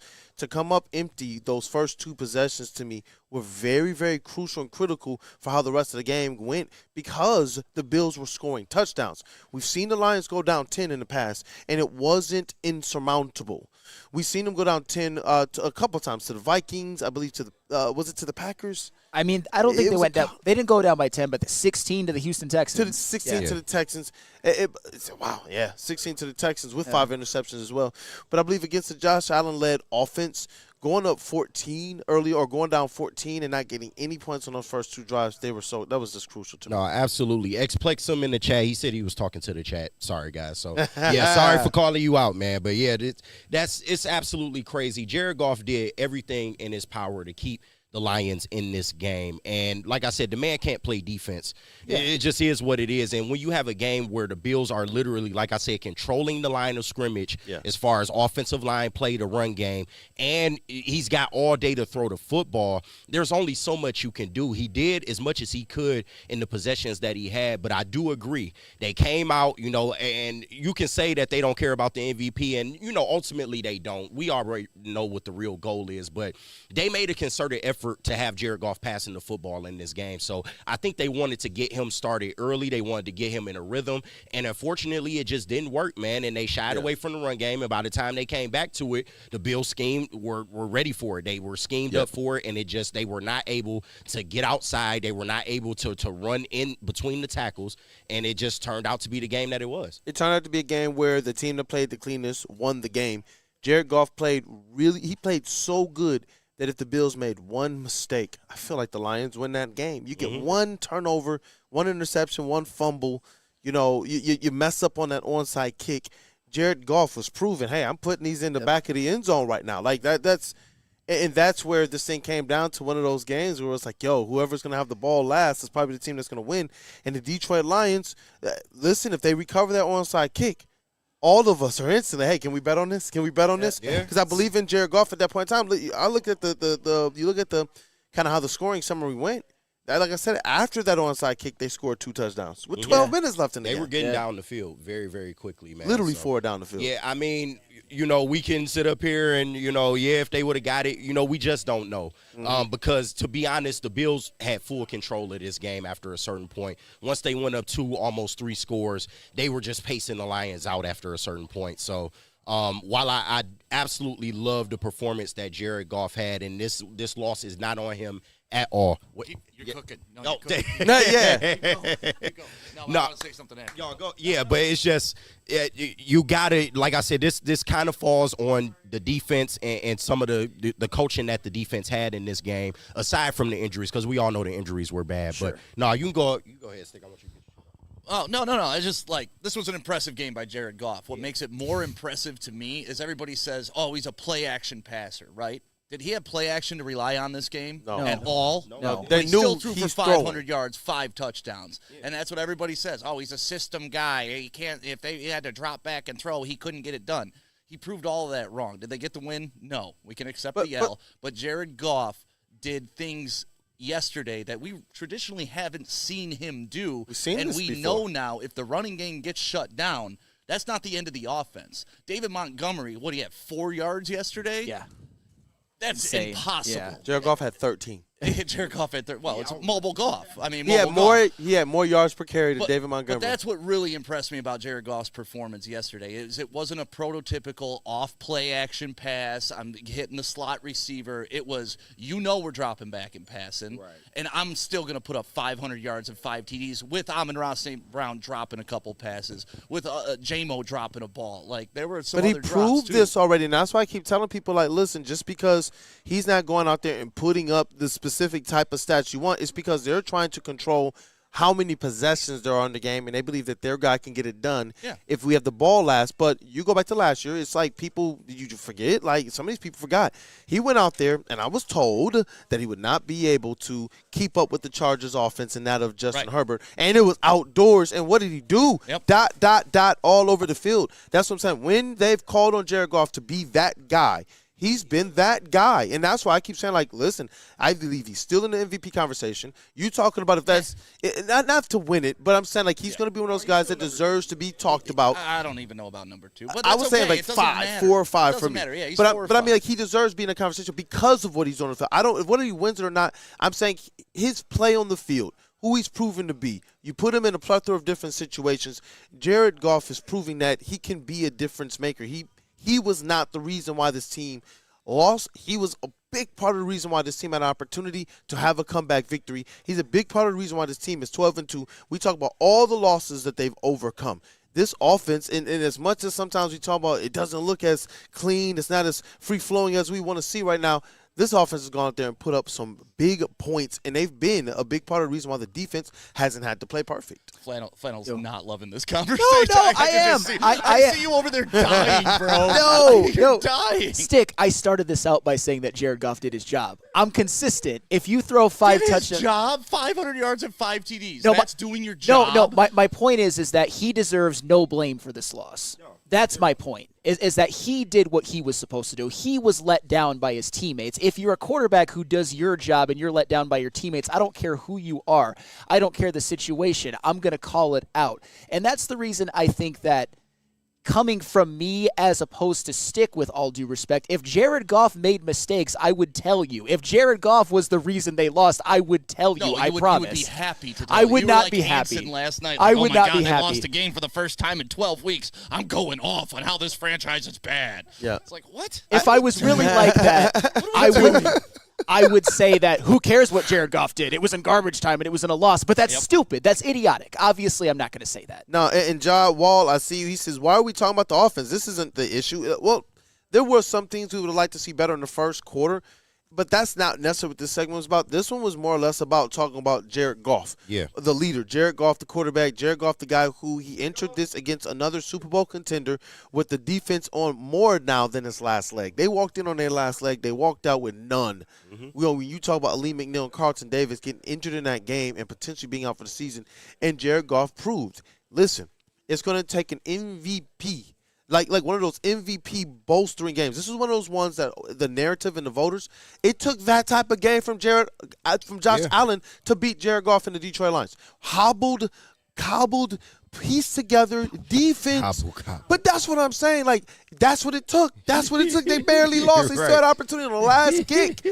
That's what I'm saying. And why, though? It's because if Jared Goff rolled out there and didn't do what we saw him do, they don't have any shot. And the reason why I'm still confident is because this offense is going to do work. You're not going and putting the running game back in the body bag like that. Things just didn't work out. And I believe that they get more yards if the game plan the rest of the way would have dictated. He had to put the game on his back after a certain point. And he did, though. Yeah. No, absolutely. And this is why you paid the man. And like you said, every time that he's been put in a situation where you have to put this game on your arm, he's been able to come through and deliver. Unfortunately, this one was in a loss, but this is what you want to see from Jared Goff, even in the face of pressure. He was out there, stepping up in the pocket, rolling out, like getting first downs with his legs. Like you said, he outrushed Monty, and who had that on a bingo card? Nobody. The run game will be better, but this is the type of Jared Goff you want to see headed towards playoff time. Absolutely. But are we ready to take some calls?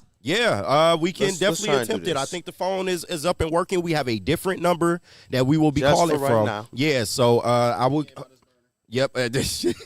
Hold on, let me get that number out very quickly. 248-206-8661 will be the number, and JB will pin that in the chat, and hopefully we can get some of y'all thoughts, man. Absolutely. That's whatever you guys want to talk about is your therapy session, and I hope tuning into us has made you feel a little bit better, whether it's interacting with us or your fellow awesome chat members. Yeah. But there's even more to talk about when we come back. But first, I have to tell you about Woodward and Maine and shout out to our brother, pregame show. Matt Broder and Terry Foster. You heard them before us. They do a great job breaking down everything. You've got a legend in Terry Foster, and you've got a rising star who we know and love very well, Matt Broder. What a combination they are. A little quirky, but damn it, does it work. And then, of course, you have to go on to the but damn it, it works. And then we have to go on to the New Holland pregame show hosted by those extraordinary gentlemen, Neil Rule and Sean Balegian. That unfortunately was Peter Bukowski last night. Friend of the network, but anywho. Yep. Hey, whoever just hold the line. We got you. Just hold the line. We got to take calls one at a time. This is a bit of an unconventional setup. Perfect. But they break down all of the matchups, get you ready for the games, and they even have some fantasy segments or just injuries around the league. It is the best Lions game day coverage you would ever want to have. It is Woodward and Maine and the pregame show. Get energized for the holidays during the 12 Days of Fitness at Planet Fitness. Now through December 20th, join for $1 down, $15 a month. And recharge this holiday season and beyond in the clean and spacious judgment-free zone, filled with equipment for every workout. Stay motivated with free fitness training and lots more. Celebrate the 12 Days of Fitness at Planet Fitness. Join for $1 down, $15 a month. Hurry, offer ends December 20th. Big Big injuries, big news. Twice a week, Dr. Jeff Pierce from Michigan Sports and Spine joins Woodward Sports Network for the Injury Insider Report. Big D Energy Tuesdays at noon, and Ermanni and Edwards with Maz Thursdays at 3:30. Get expert analysis and in-depth breakdowns on the latest sports injuries from the man trusted by top athletes in the community, like D-Mac. Whether it's the Lions, Pistons, Tigers, or Red Wings, Dr. Pierce talks us through it all. Don't miss the Injury Insider Report with Dr. Jeff Pierce, your go-to source for understanding the impact of injuries on the games and players we love. Only on Woodward Sports Network. Scan the QR code on the screen or go to MichiganSportsandSpine.com to see if Dr. Jeff Pierce can help you. Feldman Chevrolet, Michigan's #1 Chevy dealer, is kicking off the game with the best prices on all cars, trucks, and SUVs, like this 2024 Silverado for just $296 a month, or this 2025 Equinox for as low as $371 a month. Our locations in Novi, Highland, New Hudson, Livonia, and Lansing means we have the perfect Chevy right in your backyard. Get the home team advantage every day at Feldman Chevrolet, Michigan's #1 Chevy dealer. The most talked about Detroit media by other Detroit media, and we love it. It's the Woodward Sports Network. Walk into any Lady Jane's Haircuts for Men today. Open 7 days a week. Sit back, relax, and enjoy precision haircut, scalp massage, hot leather neck shave, and hot towel treatment from one of our talented stylists. Step up your game this season and take advantage of our $20 haircut special. Scan the QR code and get your coupon today. Lady Jane's Haircuts for Men, the ultimate haircut experience. Open 7 days a week. Walk-ins always welcome. Lady Jane's Haircuts for Men, it's wicked awesome.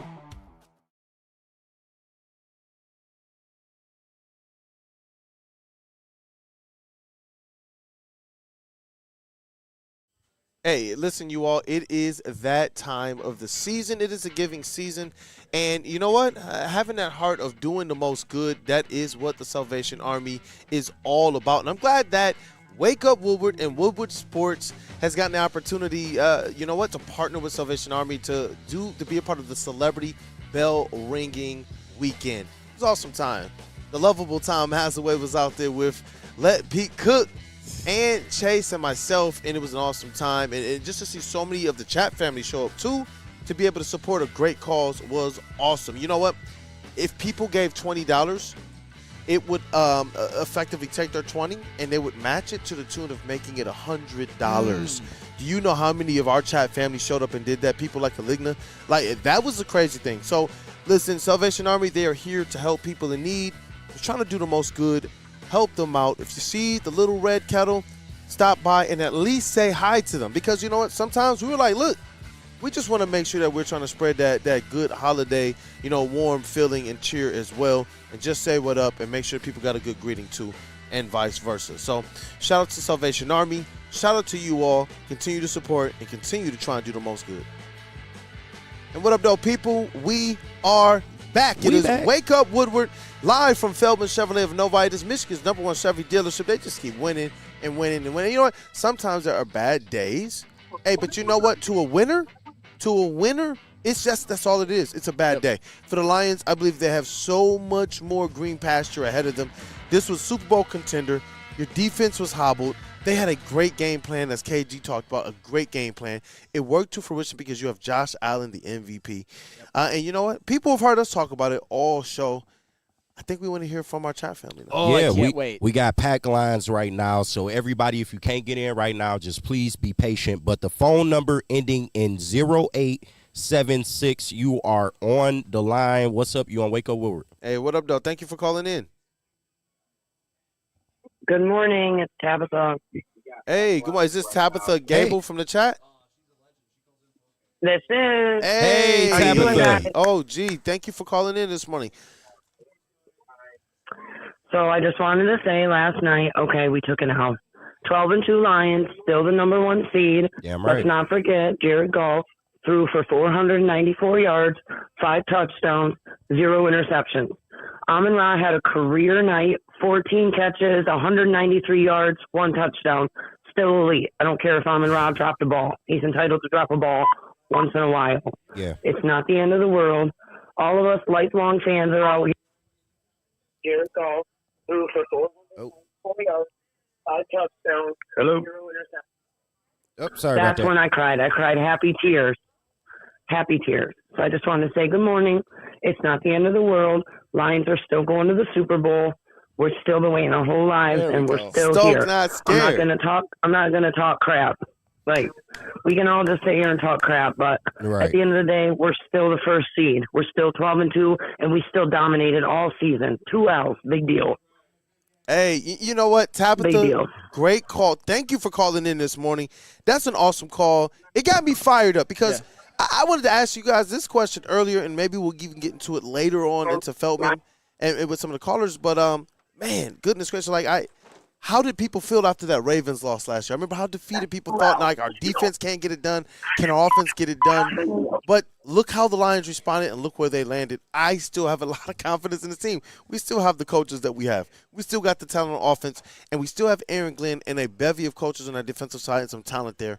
I think we're going to be just fine. Absolutely. No, they were never going 17-0. So, KG, put the next person on the line, if you would. Shout out please. Greg Alspaw, $10 super chat. Thank you, Tabitha. They are calling in like crazy, but the phone number ending in 7984, you are on Wake Up Woodward. What's up? What up, though, KG? Hey, what up, though? Who we speaking with? It's Eric from Detroit. Hey, what's up, Eric? Hey, what up, though, Eric? Hey, how are you? Doing good, How you brother. doing? Thank you for calling in this morning. Thank you for supporting the show and the network. Excellent. I love the network, man. Just so you know, I'm a long-time 59-year-old Lion fan living in the heart of New York. So, been made fun of for many years. So I'm getting some retribution. Love that. So appreciate you taking my call. Hey, thanks for being a soldier out there in not New York many of for us, us. man. What's that? Thank you for being a soldier for us out there, holding it down in New York for us.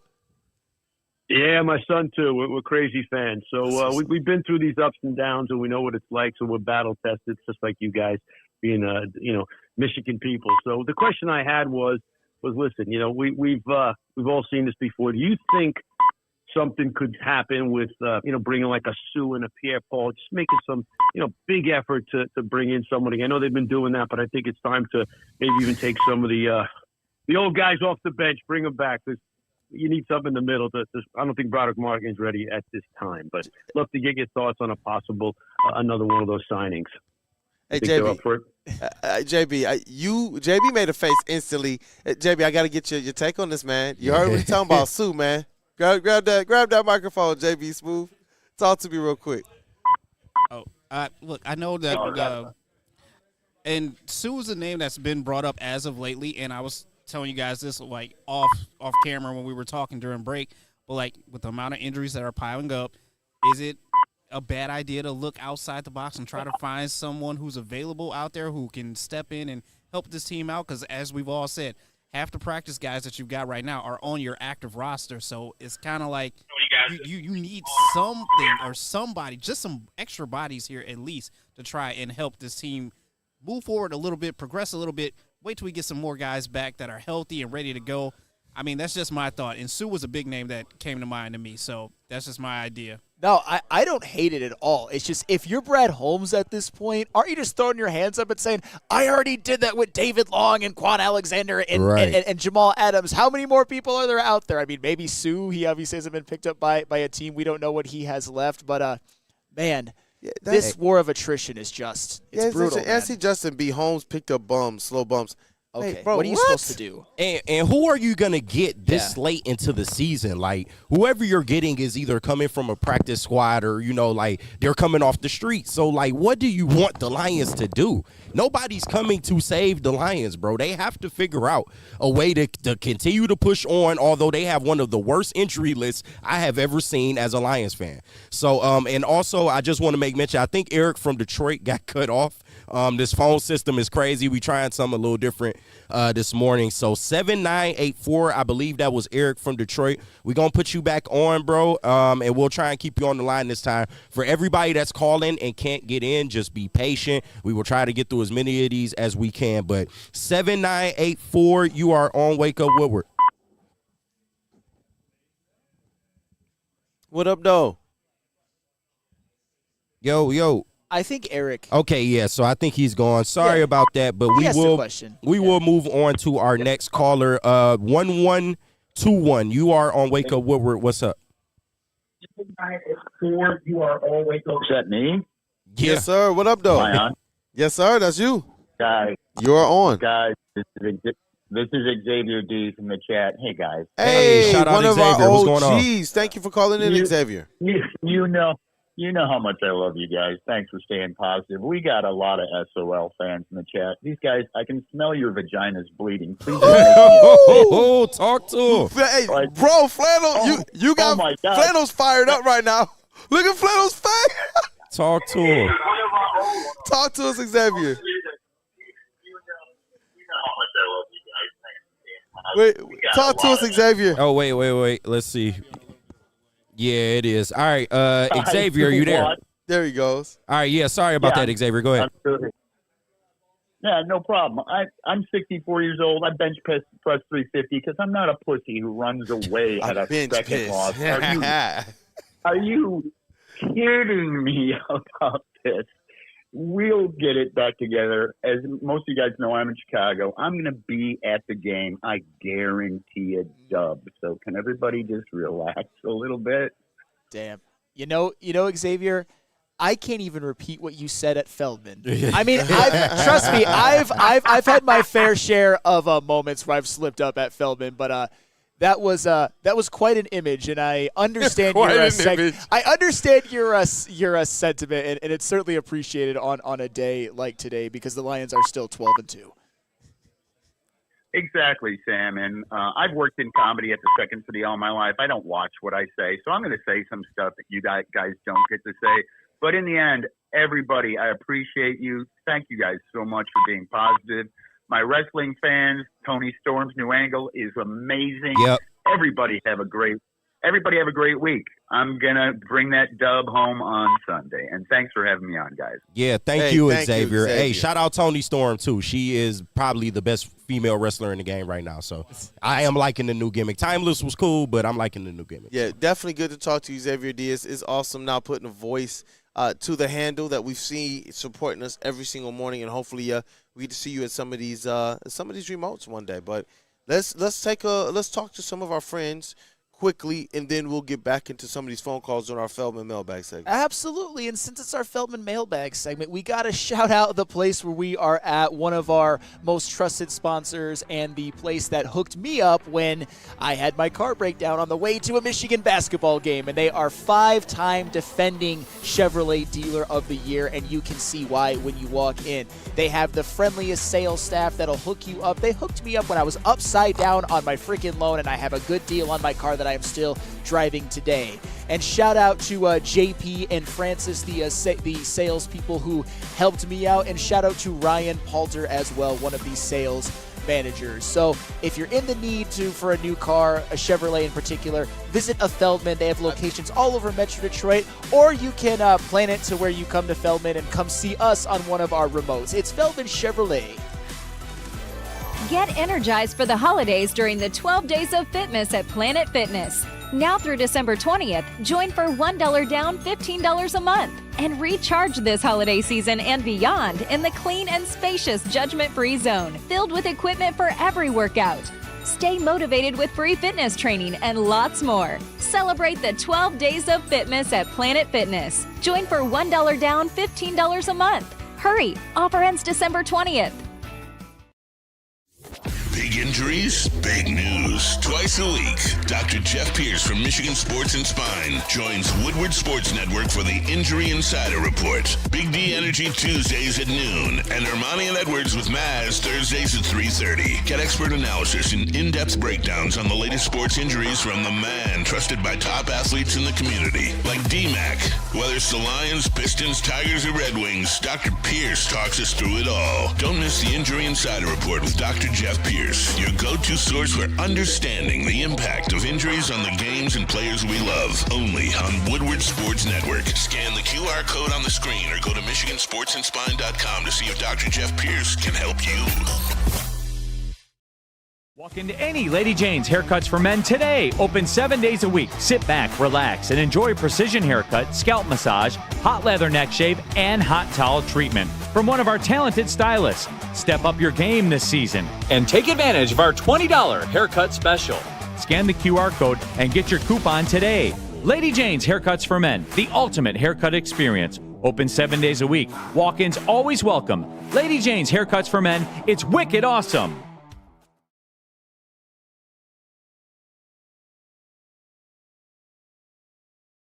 The most talked about Detroit media by other Detroit media, and we love it. It's the Woodward Sports Network.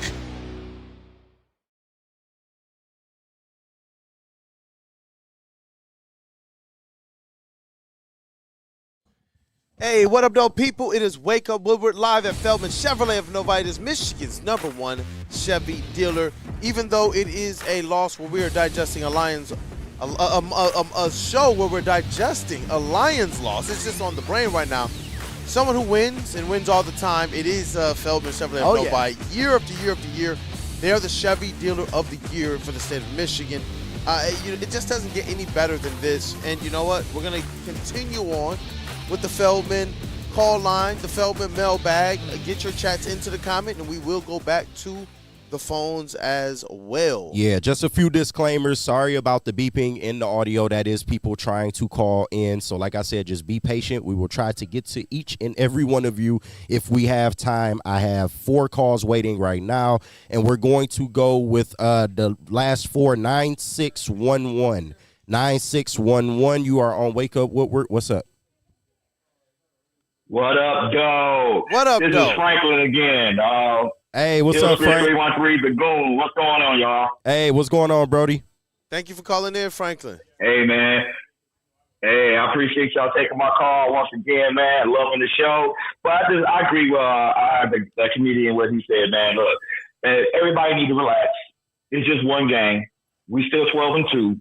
We still #1 in the NFC. You know, and I don't know if anybody paid attention to the press conference. Campbell, he took ownership. What coach do that? He took ownership. He's like, it ain't nobody's fault but his. The way he said, I approached it. I should have approached it more aggressively, take them a little bit more seriously than I did. He took ownership, and I trust our coach. He's going to make some changes. It's going to happen. You know, I think the rest of the season is going to be an ultimate beatdown. And just look at the game. Look, just like they said in the clumps. Yeah, they walked over, but they left him back.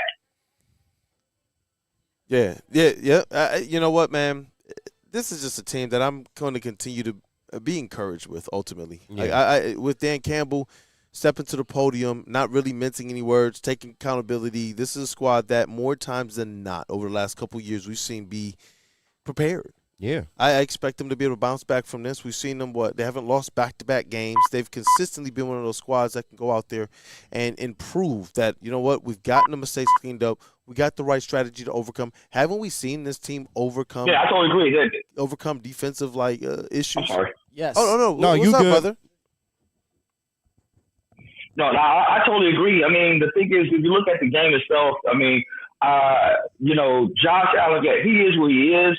The game was still close. Yep. They still came back, you know, and we lost by 6.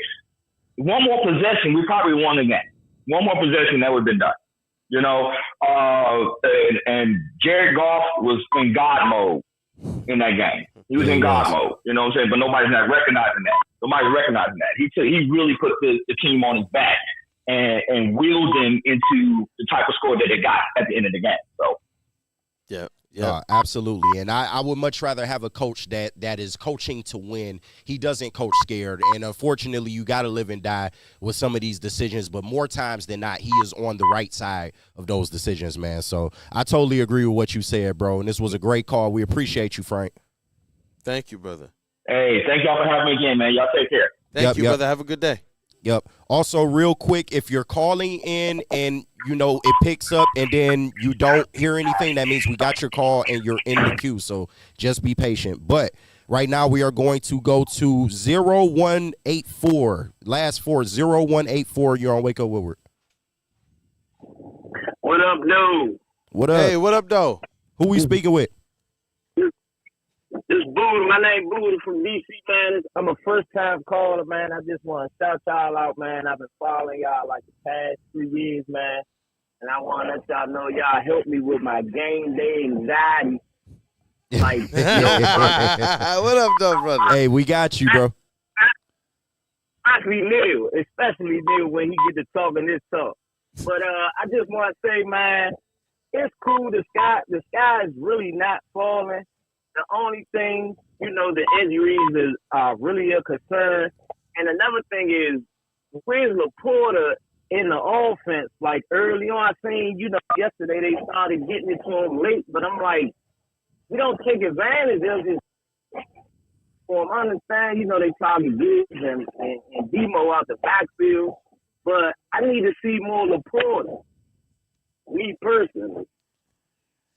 I mean, somebody's always going to be, even in an offense that is prolific as the Lions, who have spread the wealth around pretty well this season. Sam Laporta has usually been the one who has been left out in terms of individual stats. Obviously, yesterday he had his first 100-yard game of the season, although he went to the locker room sad just like everybody else. But Laporta, he will be there when you need him, and you're going to need him a couple of times on the way to a Super Bowl because he is just that good. Yeah, and we talk about, to start the season, how they're going to feed all the mouths. Honestly, with all the responsibilities that a tight end has, that's the one that you can realistically say, you know what?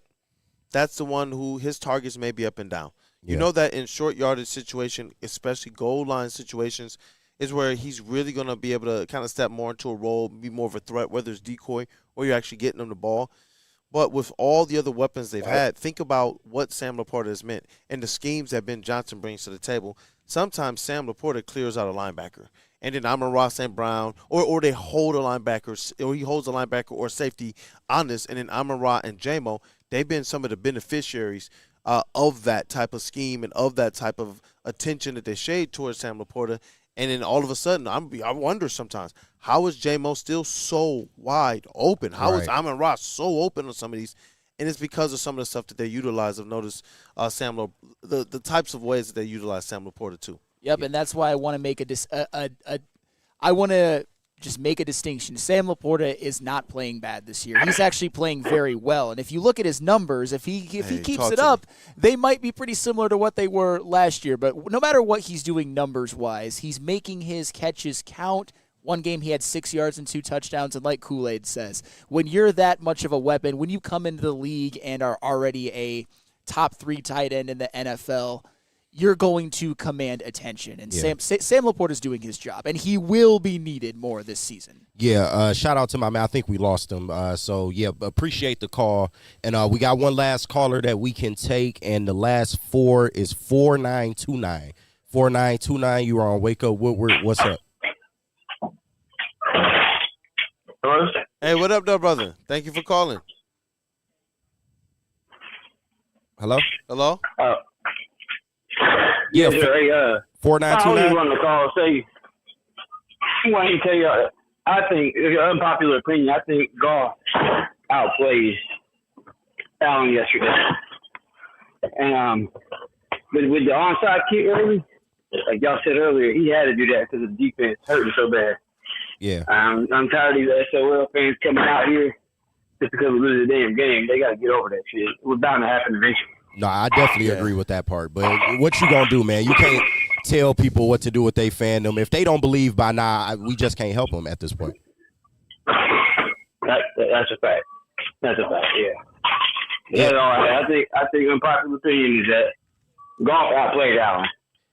I know the national media and the spotlight going to give him all the credit and everything, but he balled out yesterday and did all he could.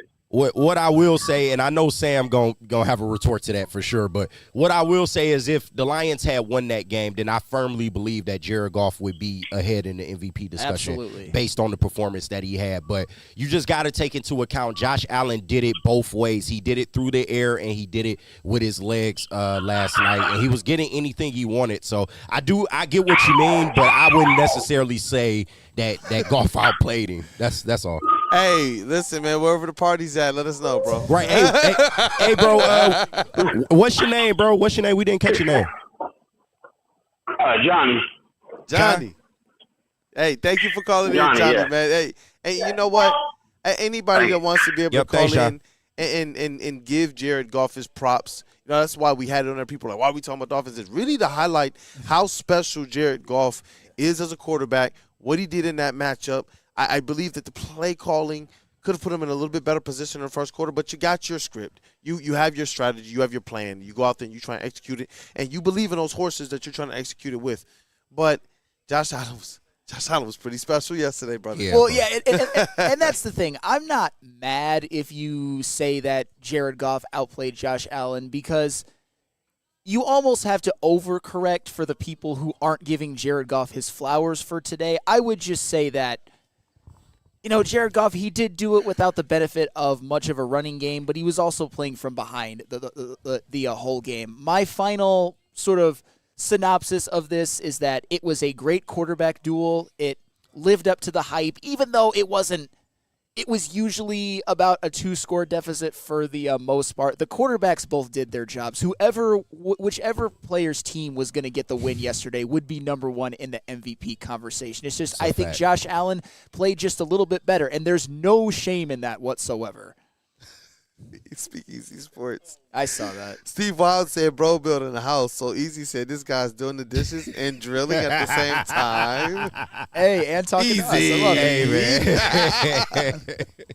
You know what? You need laughs on days Shout like out today, John, man. We appreciate the call. Shout out Johnny.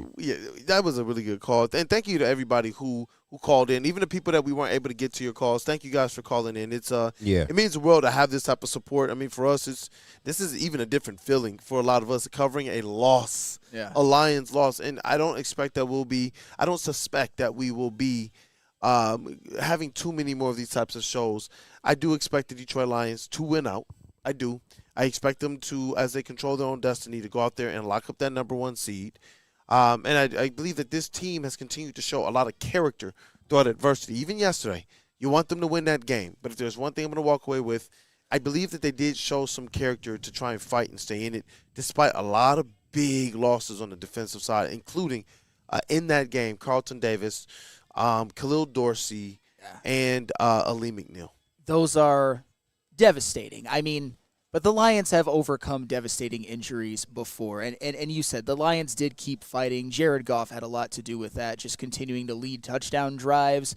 When all seemed lost, and at one point, as we've said many times, if they recover that last onside kick, which did turn out to be a damn near 50-50 proposition, I believe, given the magic that we've seen from the Lions and their offensive prowess, that they probably score the game-winning touchdown. How much serious. That little scrum at the bottom of the pile. I wonder how many Lions fans who were like, this game, this team. While they were at the bottom of it, probably felt that brand new Lions energy, like, oh, what's happening right now? We got a chance because we've seen this team. And that's why I'm like, you know what? No. You came in here, beat us 48-42. We don't got a defense. I just hope that you don't meet us in the Super Bowl. That's where I'm at with this. I believe in this team. I do. I just do. I'll tell you what. Add something? Oh, go ahead. No, you. No, I just want to add something to Jared Goff's greatness, his resume that we can add to it as well too.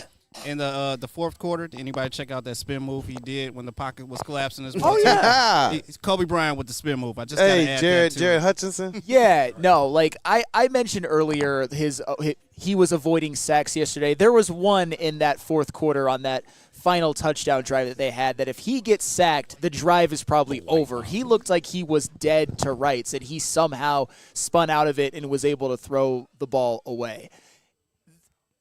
I've never seen this from him, at least in previous seasons. It seems like if that happened last year, Jared Goff probably dives on the ground. No disrespect to him. It's just that in the evolution of a quarterback and an evolution of a great player is adding elements to your game, even when you are a seasoned veteran. And Jared Goff he's playing the best ball of his career for sure. He's definitely elevated. Stick over here talking about he's the white mamba now. So. I see people in the chat talking about Mosley in the chat. And they're saying, why is he not playing? Yesterday's game is one that I don't think that he makes a difference. No. And I also don't risk injury to Mosley. Right. The man's been through enough. Can't do that. Yeah. And I know they're being careful with his snap count and things of that nature. So he's out there, but him alone is not making a difference in this game. He's not making a difference. That's why I'm like, look, just let him get healthy, because in the playoffs is where it's really pin your ears back and just let everything go. Everything. And that's where I want as many people as you can get healthy. You've locked up a playoff spot already. I know we're not used to locking up one necessarily. That was before this game started. And now you have an opportunity, if you just keep winning, to lock up the number 1 seed and get yourself a little bit of rest.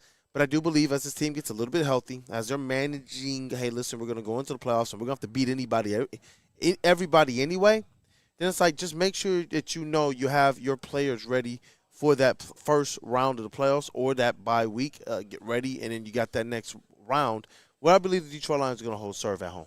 In Just home, calling my shot already. Oh yeah, no. In home playoff games, the Lions have a huge advantage. Even though they've lost a couple of regular season games at home this year, the Ford Field environment on a playoff game is just maybe the best in the NFL right now, and I think that will carry them through no matter what. But you mentioned about Emmanuel Mosley.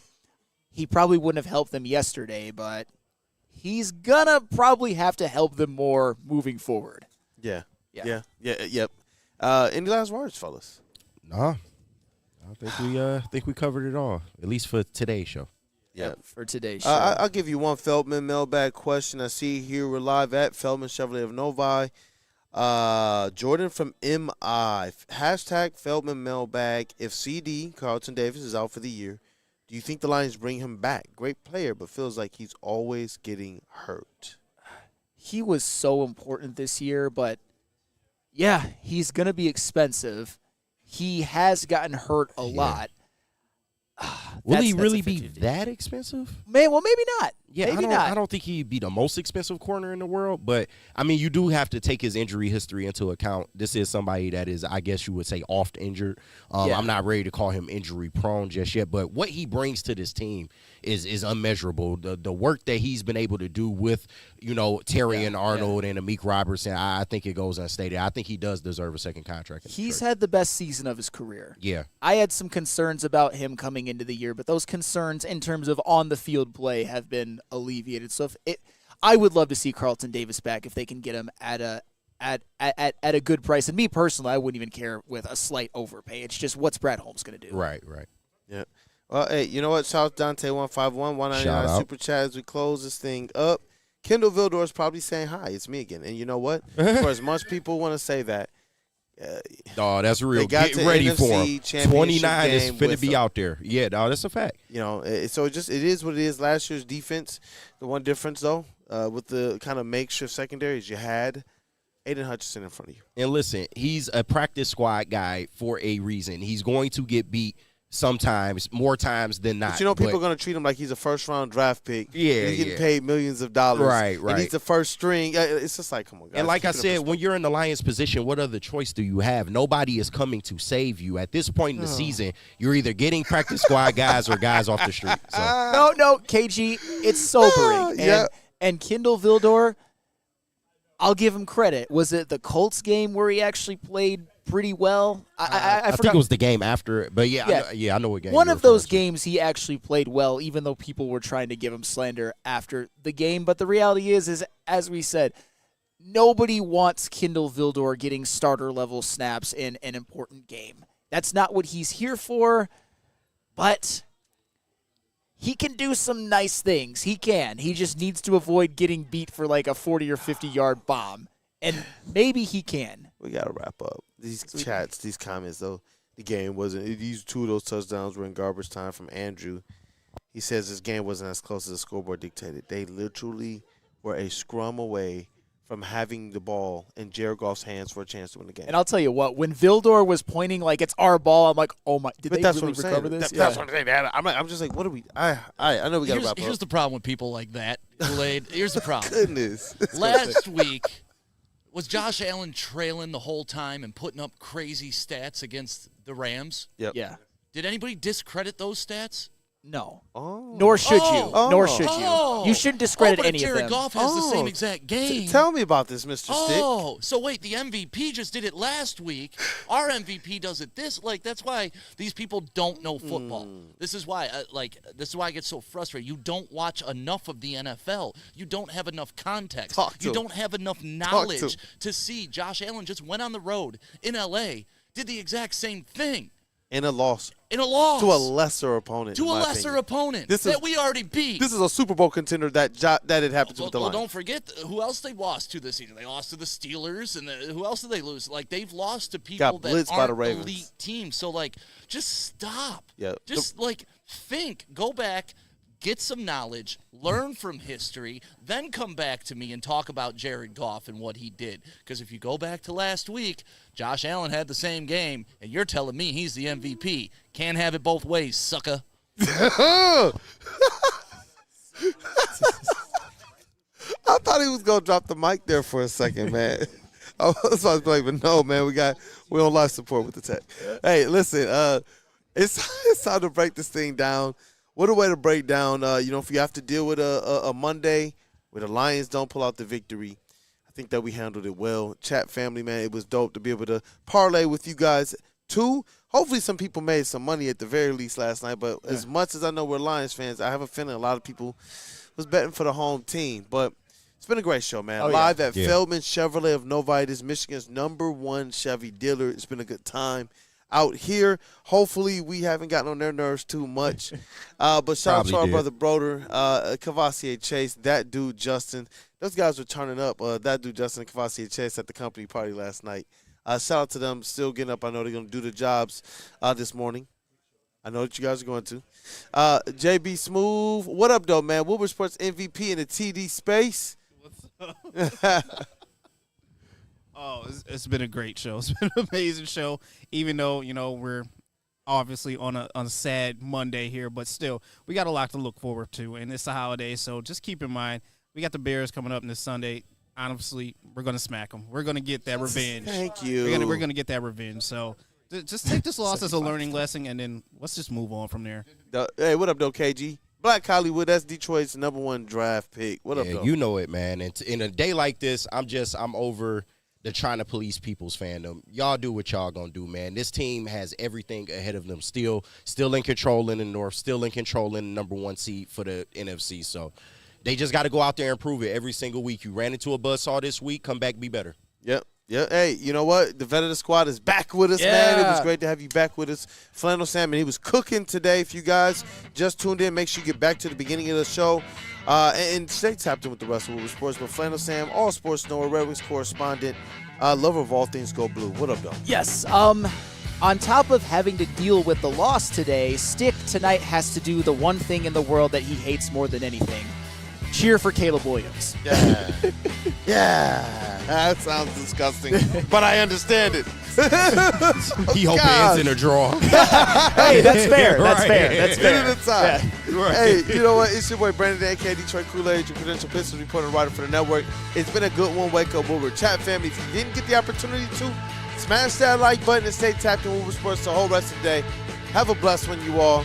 Go Pistons. They got a game? They do. Let's go. Finish up.